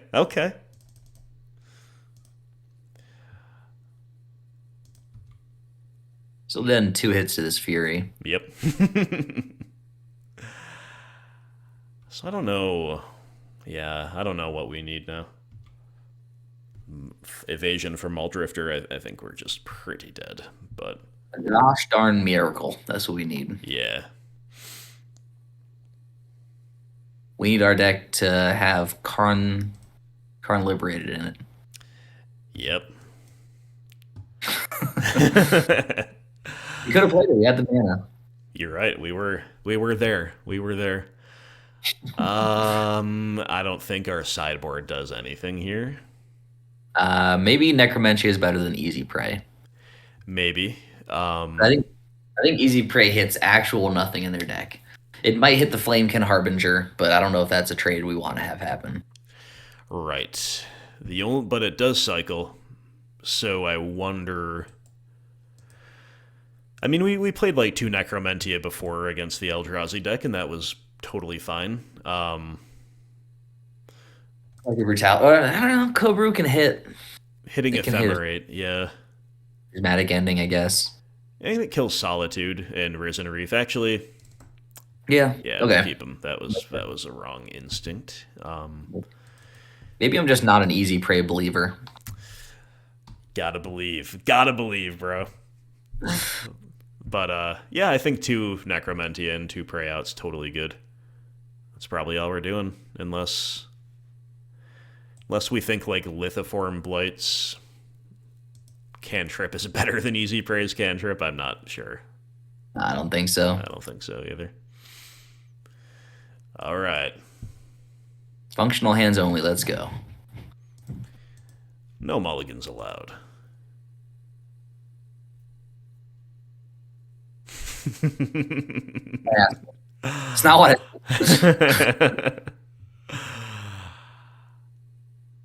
We're seeing a lot of really good 6s after we mull. We gotta say that. So we'll keep probably bottom Spellbomb once again, unless maybe Necromantia is the call here. I kind of like bottoming Spellbomb. Let's think about this one though. So if we're already down a card, Necromantia puts us down another card, unless we hit cards in their hand, in which case it lets them pressure Lily. I Yeah. think we actually should bottom Necromantia, keep Spellbomb, because it lets us dump out our hand, it lets us rebuild after Lily, and it also gives us a curve. All right, I'm with you. Cool. But we kind of have to hope that they have a similar progression, even though it was really strong as the one last time, and that they're just not like doing anything early. We get the Lily online and Yeah. get far I enough guess ahead. yeah. They could have sideboarded into Dredge, maybe. Maybe. Those That board would be juke. sweet. Yep.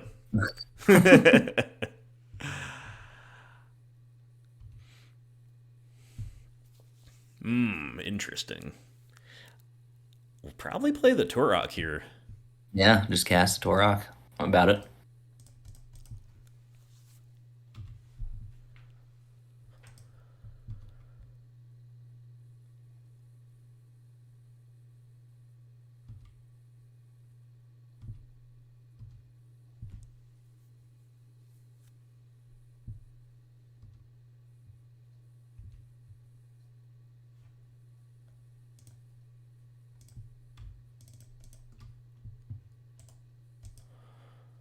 What do you like pitching here? Probably the Fatal Push.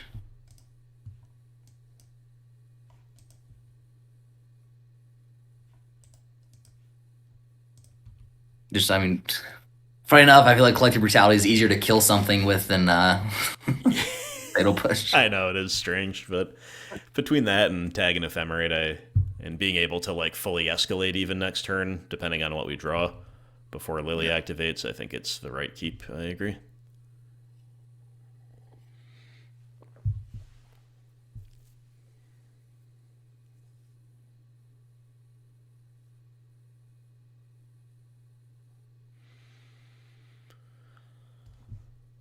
Risen All right. Reef.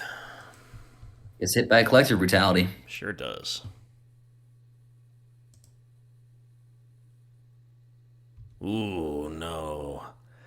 No, I hate it. I hate it.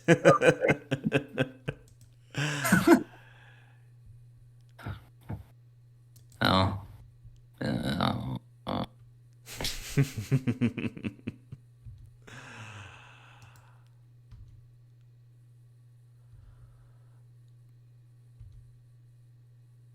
Where's Easy your? prey.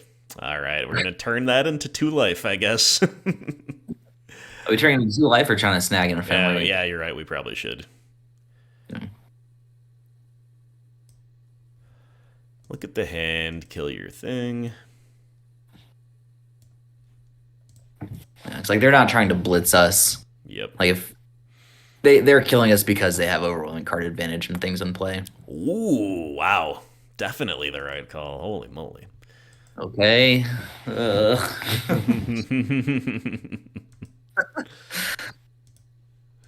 I'm scared because I have hope. Yeah, exactly. It's a little uncomfortable to have hope in this spot.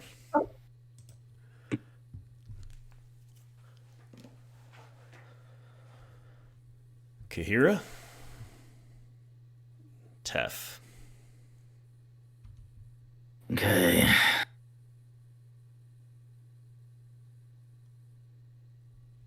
Do we want to draw off the spell bomb? Yeah. Okay. Oh, did he go to bounce our spell bomb? No. He just Okay. didn't target to draw, but I Okay. just figured that was a good enough time to activate anyway. And then the fatal push was like what I was kind of thinking about, like maybe we hold up the spell bomb for the fatal push, like if you draw a fatal push and they have something. Right. I don't know. All right, so their hand is plains ephemerate. Yep. Okay. Oh, worst draw. Worst draw. Like, lands are totally fine here. Yep. Obviously, something to pressure is totally good. You could That's just drawing a bear wouldn't have been the worst thing ever. Yeah, Maybe not the best thing ever, but not the worst thing ever. not at all. You gonna top deck Fury again? Oh, you son of a gun. Oh my god. Son of a gun. Absolute son of a gun. All right. We need once I don't- again Gatekeeper or Swift End, or otherwise it's over. I don't feel safe. They just, if we play Turok, they just blink with Ephemerate. I think we're dead, but I guess we'll just play another turn or two in the hopes that they don't draw another threat and we draw Lily, Swift End, Gatekeeper.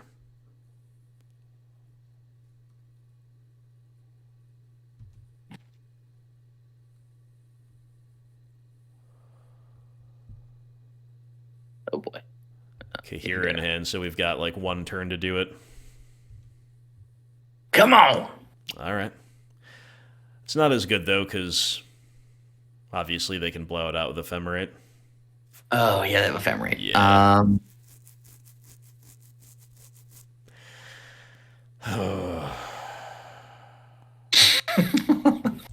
I think we're just dead. Yeah, I agree. Feels bad, man. Screw Elemental. Stupid deck. Not anywhere near as cool as M. Hayashi's Mono Black, that's for sure. Snaps all. Yep, exactly. So, what can you do? That's the type of thing that is certainly liable to be the thorn in the side of a lot of mid-range decks, right? And that's certainly no exception here. So, million Furies, million Ephemerates. Not that they even needed to use them. And the Omnaths in Game 1. That was enough for us. So we're playing for the Cash League in Round 5. Let's go get it. Okay, we're against another Luris deck. We don't have to mull this time, and I think it's a pretty clear keep. Well, are we keeping a functional hand on 7? I think we are. I think we are. Yeah, too loud, you'll scare it away.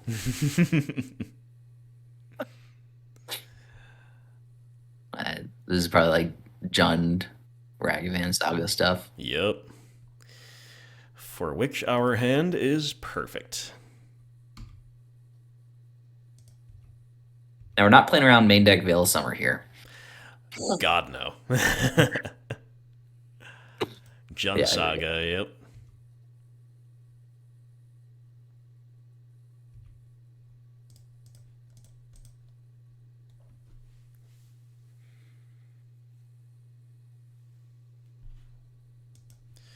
They do not have another play. Interesting indeed. All right, holding up easy prey. Yep. Lily's a good draw.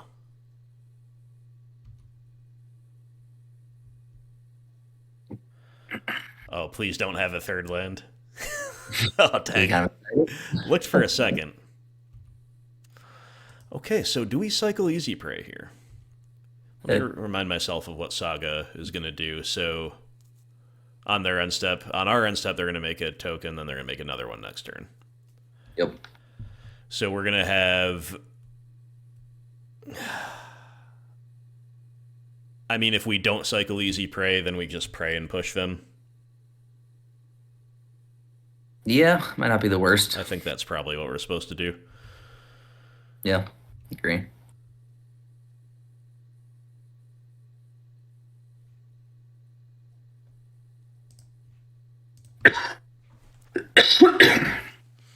Excuse me. You are good. All right.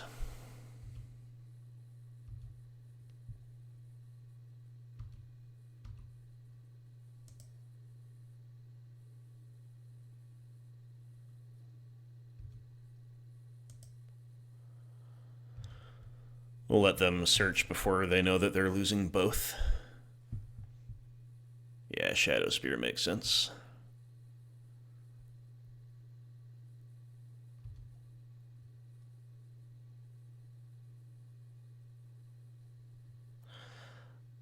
Honestly, kind of hope they play another creature just so we have something to Lily Edict or Gatekeep Edict. Yeah.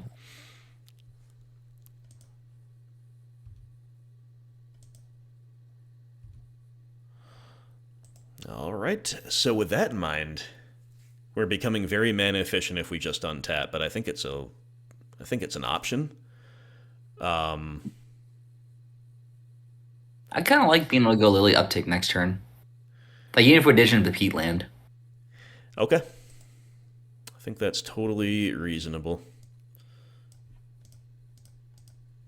I was also thinking maybe Gatekeeper to provide a blocker for Sagavan as an alternative, but they clearly are sitting on removal, right? So. Yeah.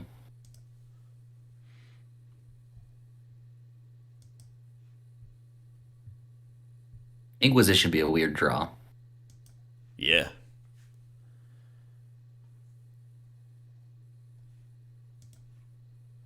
Huh. They're not representing removal, so maybe scratch that. Anyway.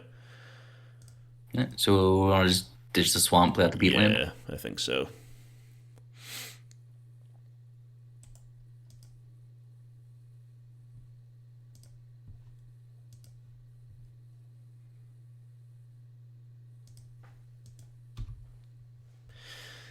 All right, feeling okay.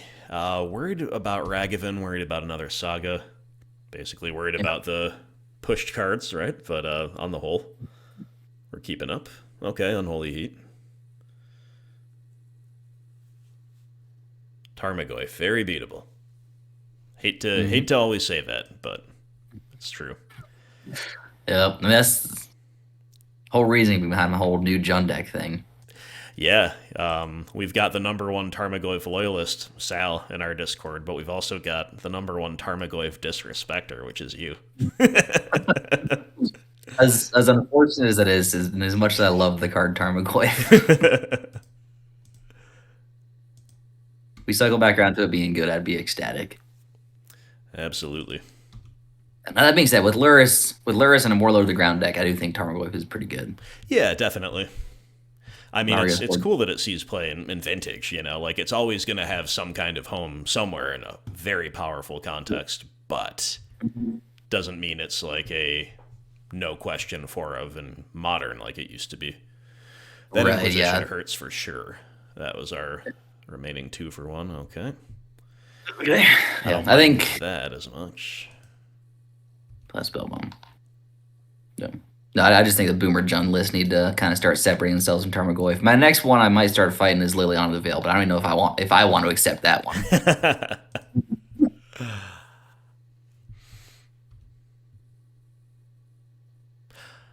Okay, we'll take it. Yeah. All right. All right. We're I guess I head on board with the draw engine now. Yep. They're going to have Luris, as always, if that's a big problem, but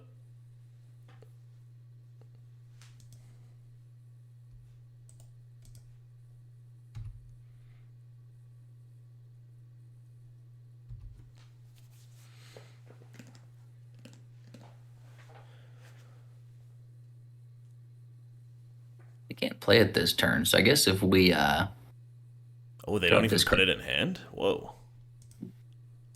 that's interesting. It sure is, because, like, we clearly are in top deck mode. Mm, And the more time they give us, the more draws we're going to have off castle, so I don't think I agree with that. But anyway, we'll take it. yeah, for sure.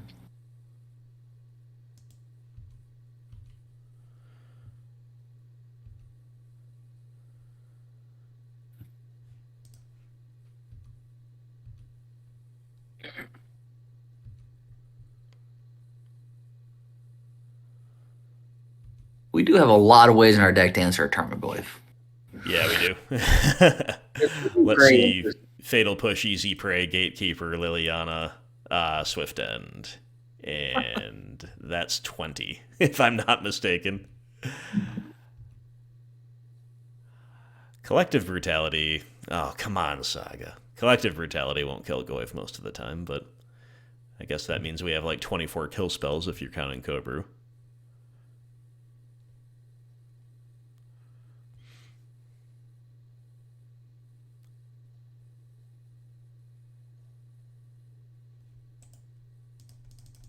All right, Lockthwain, you got to bail us out here.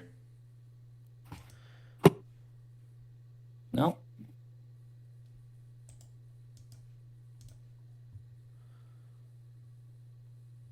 Oh, come on. Jeez. Jeez. Oh, boy.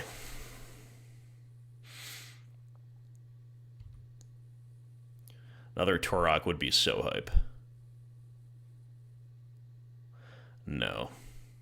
It does kill Luris, but we should probably play Swamp and main phase the Lockthwain. Yeah, about to say the same thing. Cool. Rock and roll with it. Yeah, at least we're not like soft to Luris forever. Ooh, nice. All right. That means no, never mind. So that means that Collective Brutality stands a chance at killing this Saga token. Yeah. And they're going to have to decide between activating Saga and playing Luris, right? So we got a lot going for us. They know about the brutality, which informs their decision. Yeah. But ugh. Oh boy. Bruh. Oh boy. This league has been such an awesome reminder of what I love and do not love about Modern. It's really incredible. Like, in such extreme ways, right? Yep.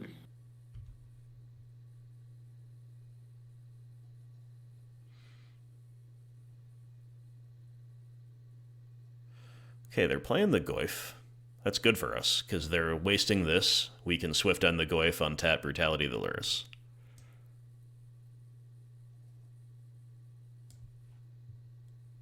We gotta deal with a sea of contract tokens. Yeah, I mean, it's still looking kind of rough, but yeah, honestly, I think I should have bobbled here. Just gotten the construct thing down. I agree. Gatekeeper. Possibly hold that. Yeah. I think we'll hold it.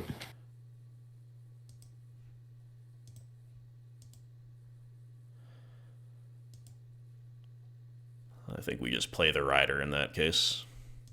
Yep.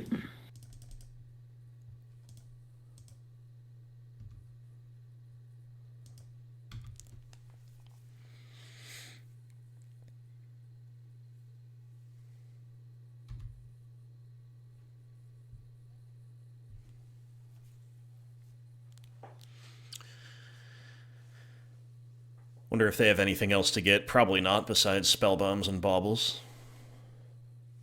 Yeah, it's usually a Shadow Spear, like 1 to 2 spell bombs, and then Mishra's Baubles. Yep, makes sense.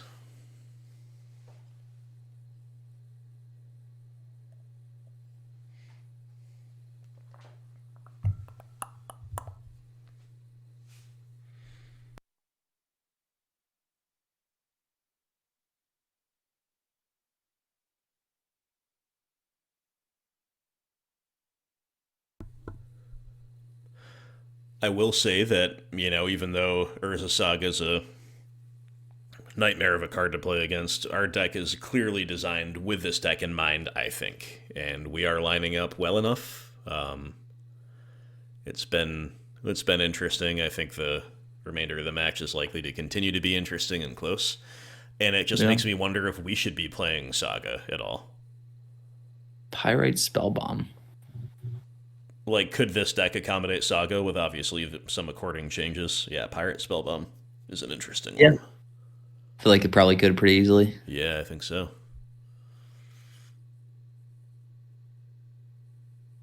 Ugh. Oh my goodness. I hate it. Thanks, I hate it. Oh Wow, goodness. okay. Pretty dumb. Alright, so Gatekeeper, and then we can still activate Castle, which is something. Got a pressure Ren now? Yeah, I got a pressure Ren. Yeah, just buying back there as a Saga is Yeah. ridiculous.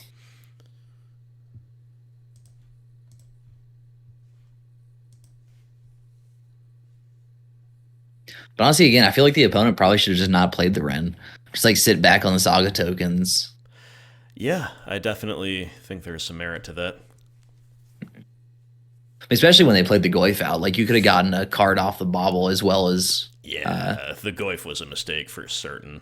I mean, Ren at least gets you another Saga guaranteed. If we had decided to Inquisition and gotten the Ren, that would have felt bad for them. But yeah, the Goyf, no doubt about it. I agree with you there.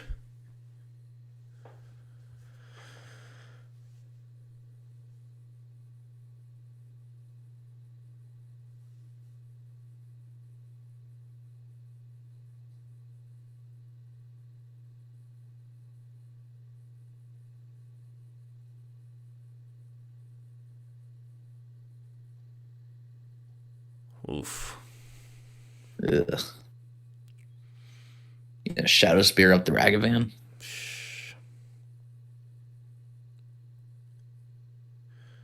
No? Wow. Okay. Guess we take the trade, eh?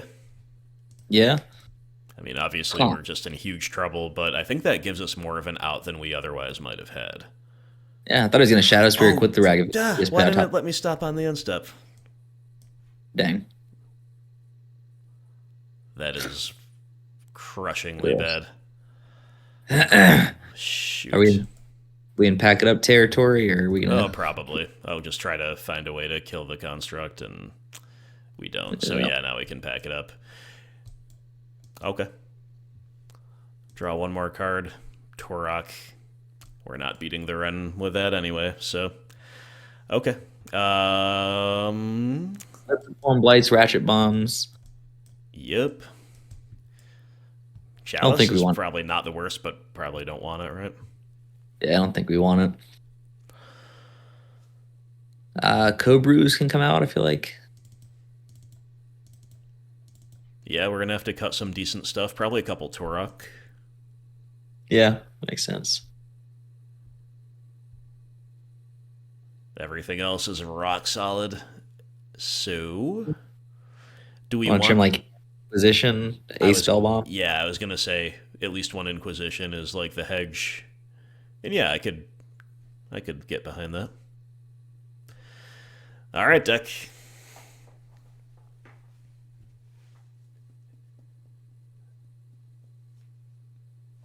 Yeah, Urza Saga just so incredibly dumb.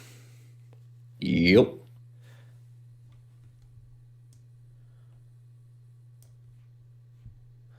Not exactly a hot take, but A great hand. A great hand. We can't complain.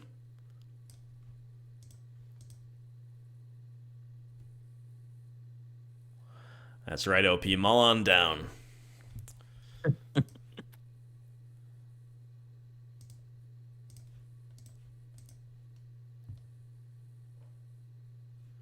Veil of Summer.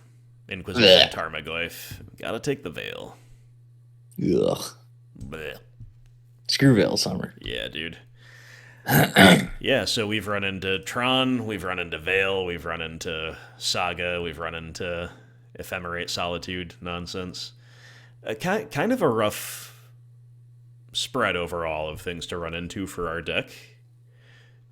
Even though this matchup, again, I think we've been designed with this and with Burn in mind, and we've run into both of those, so that's not nothing, but... Yeah, I'm definitely getting some rock vibes where like Jund beats the 2-color deck, you know? Yeah, for sure. Jund beats the mono black deck. Yes, I would have to say. Show us a land we don't know about. Well, they play Goyf right out into Gatekeeper. Okay. Is that correct? I don't know. So when I was trying to sell people in the Discord about dropping Goy from Classic Boomer Jund, and I was listing off all the things that Goyf died to, I failed to mention Gatekeeper Malakir. I think if you had, that would have probably tipped a few people over to the other side of the fence. This guy's going on the thumbnail. In fact, we could put him on all 4 panes of the thumbnail if we're being honest. Yeah. For those of you listening, not in the Discord, I've made like a long post about how I think Goy should be dropped from Jund. I just like it died. Like just I listed out all the cards in the format that made it bad, but I missed Gatekeeper Malakir. Missed that one. Maybe the most obvious one. Yeah. Well, sometimes the truth is hiding in plain sight, and sometimes in order to enter the city, you have to pay the toll.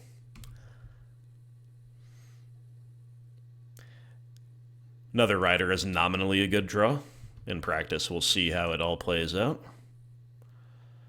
Because they can play Lurrus with potential Veil of Summer backup if we fear another one, but if it's just draw go, we're making our land drops, that's okay for us.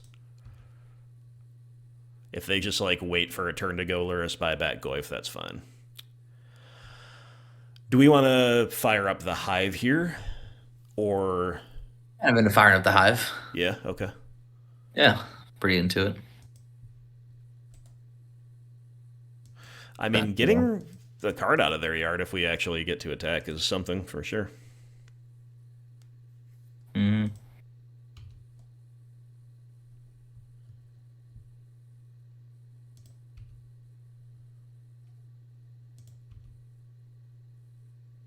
Whoa, it's happening. All right, see you later, Goyf. Okay.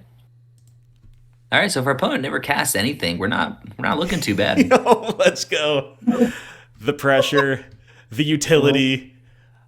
Dude. What in the world was their hand? I think a lot of lands that were not named as a Saga. On the draw, the 4th Inquisition and arguably the 4th Spellbomb get a little more appealing. Is there anything that gets worse on the draw for us? It's probably another Torok. Yeah. But we might still be too threat light without it. I don't know. I could cut 1 for whatever you prefer of the IOK or the bomb. Probably Inquisition. Let's do it. Yeah. Especially since with Saga, they're incentivized to hold stuff in their hand. Oh, sorry. The 4th bomb is still out. What did I put back in? Oh, no. You Yeah, that's correct. Yeah. Yeah. That's what we want. Yeah, you're right. Exactly. There's more opportunities mid to late with Saga especially if they're not really making all their land drops. Mm-hmm. 'Tis a slow but very keepable hand. Yeah, I guess our hope is turn 1 nothing, turn 2 Saga. Yes, exactly, and specifically no Ragavan. And if that's the case, then I think we're in about as good shape as you can realistically ask for. Okay. Nice. Well, that's the first part of what we asked for. Yep. Come on, turn 2 Saga Pass. Saga Let's go. Pass. Come on. We deserve it. For the morale of the group, we need it. Would... He's just asking. Whoa, the one land keep. Bra moment. We got him spooked. We got him spooked into the risky keep with our extreme utility. He's real scared. Just like Hive Pass. I think so. Yeah. Let's go, dude. I'm scared, Grim. I'm scared because I have hope. Yeah. Oh my goodness. Let's go! Let's go! Come on! Give me that lily. Oh, the shadow. Yeah, the shadow spear. Oh no. Take your shadow spear and shove it. Oh, too fun.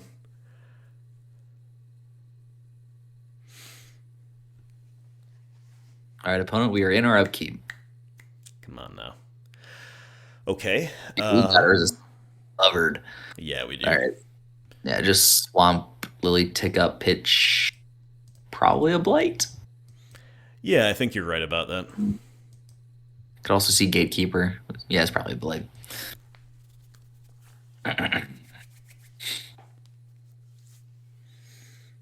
They've learned that Goyf isn't good. That's the first pick. Walk into that Gatekeeper, bro. Walk right into It's going to be another Goyf. Well, I feel like if they pitch Goyf, they have to have a 2-drop. Maybe it's Ragavan. It is another Goyf. Right, let's go to Gatekeeper Malakir. Easy prey. Oh! Wow, we got it all. We got it all, guy. Pitched Lily. We could.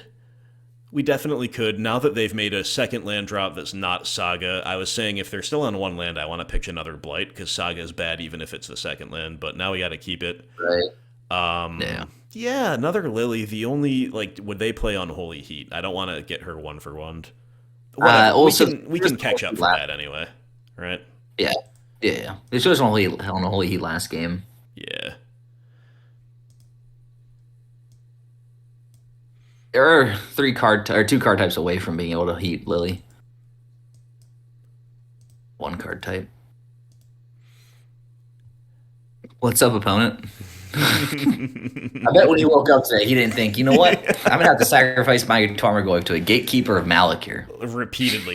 This is like the 5th time in this match. Yo. He's going to wake up just screaming from the nightmares about the Gatekeeper.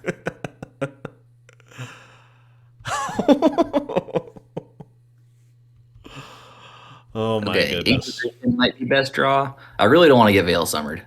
No, me either, but even we could even just lead on the Edict and then easy prey in response if they Veil. Yeah. But yeah, we don't want to get veiled for real. All right, the draw of Lochthwain. Okay, so I think we play Lochthwain, and then we have we try to easy prey. No, I think we Edict because we don't really want to lose more cards from this hand anyway, especially if we're playing Lochthwain. So I think we begin with the Edict. Sure. And if it gets veiled, it's bad, but not that bad, I guess. Screw you, opponent. Yeah, you suck. So maybe we should Swift End actually, just to be more mana efficient. Sure. Yeah, I was thinking Murderous Rider could kill Luris. Yeah, we're a ways away from that though. So yeah. Yeah, I'm with you.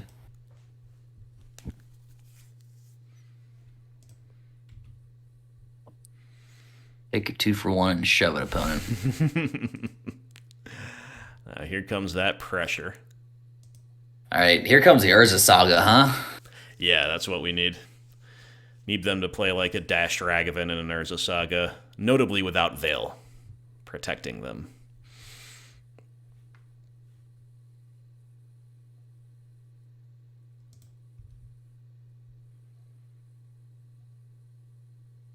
We cycling easy prey? I don't know. My instinct is actually not to, but Okay. I can go either way. The presence of our utility lands makes us want to err on the side of like taking any actions that we have available, but I think holding easy prey is totally viable too. Sure. Makes sense. Ooh, come on, play out a Ragavan. Play out a Ragavan. Unholy Heat, fair. Okay. Yeah. All right, Lily put some work in. Yeah. So now with Lily gone, how do our incentives change? I could really go either way about this easy prey. I think we hold it. Okay, I'm with it. It's really our only answer to a dude. Yep. Yeah. Nice draw. All right, now we can go. Yeah, just play Murder's Rider, hold up the easy prey, Yep. or the cycle of it. Very nice. Rider's got to go on the thumbnail too. This card's been quite good. It has been good. I like the art too. Yeah, definitely. Yeah. He has no play No play. in the world. All right, I think we cycle here. I think so too. No play, 4 cards in hand, missing land drops. What? Just like all reactive stuff, maybe? Maybe. No? You'll find out, huh? I guess so.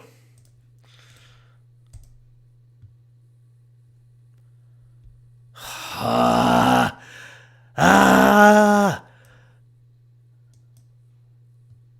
Groovale Summer. Yep. Oh wait. Could have thought about attacking with Hive. I just clicked a little too quickly. I think it's fine not to. Obviously, we have many different options. Connecting with Lifelink is going to make Castle Lock Thwain so free unless they have Bolt or whatever here. Terminate, sure. Yeah, I think I like holding up the Castle Lock Thwain. Yeah, me too. I think. Just takes us closer to that 46th card that is now Murder's. Veil of Summer is the only reason this game is not getting run away with by us. Okay, Raggy, but not dashed. So there's something else to do at 2 mana? Inquisition. Yep. If there's another Veil, I swear to God. I'm going to lose it. Never playing Magic again. Okay, I can play Magic again. I would have figured out where the opponent lived.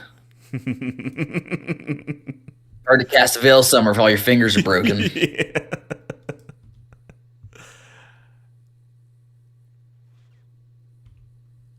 I don't know. Opponents signaling a few things that would make me not want to go seek them out. Their name is Rabid Beast, and they've got the 2-headed giant Avi. So just be careful. Just be careful. I'll take them on. You cast Veil Summer. I see red. Yeah. Crazy Beast big every time. Crazy Beast big every time. You're right. So we've got the mana for Inquisition plus whatever, and we know they've got a target in hand, right? So I guess we just fire it off. Yeah, I think so. Unholy Heat, sure. So attacking with Hive puts them dead on board. Or we could develop with Rider. I think I like Rider. Yeah, I think I like Rider. I think they're likely enough to draw a kill spell in 2 draws. I think so. And my mind's all a little oversaturated with decision making and commentating, so I'm very happy to just do what you say right now. My thinking was they're very likely to draw either kill spell or blocker in 2 draws here. Yep, for sure. Okay. Ran a lot less impressive without a Saga to pick back up. They would have been dead on board. True. But, I mean, we're putting the hurt on here. Like, we're attacking them down. To 1 this upcoming turn. Yep. Yeah, it's going to take something pretty special from him, I think. Knock on wood. Yeah. And we can actually... Oh, no, they have another fetch uncracked. I was going to say we can actually take the only run target away with the eye as well, but never mind that. Yeah. All right. Booting up the Hive. Yeah, buddy.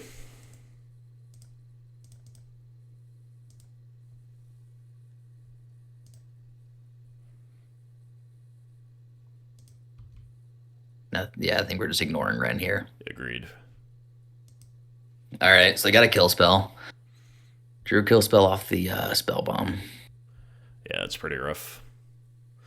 Or they just are fetching to thin and now they're dead. No such luck. All right, well, they're still going to be at 1. Whoa. Okay, let's go. Look at this. Look at this. You think John Stoddard can grind? I'll tell you about grind. Yeah, we'll show you a little bit about grind in the deck tech. You're going to see exactly why we just got over the line. And let's go check that out. What a sweet ending to a very interesting league. Okay, my friends, thank you very much for watching. Big shout out to M. Hayashi for yet another sweet monocolored brew. Bigger shout out even to Roman Ronan for the great idea to play this list, for the generous support. Hope you enjoyed it, my friend. Hey, we ran through a gauntlet of overpowered MH2 cards, tough matchups. We mulliganed a lot. We had opponents ripping some pretty fire top decks, and we still came out with a 3-2. Ultimately, I'm quite pleased with that result in the context of all of the aforementioned. And honestly, a lot of what I thought the deck would do, it did. It did. All of these cantrips are a good way to keep the gears turning. We've got a critical mass of effects against the right type of opponent. And overall, I think Gatekeeper of Malakir was MVP, and we had a lot to love from other threats and permanents as well, with all of the black interaction looking pretty decent, the land base looking very powerful as well.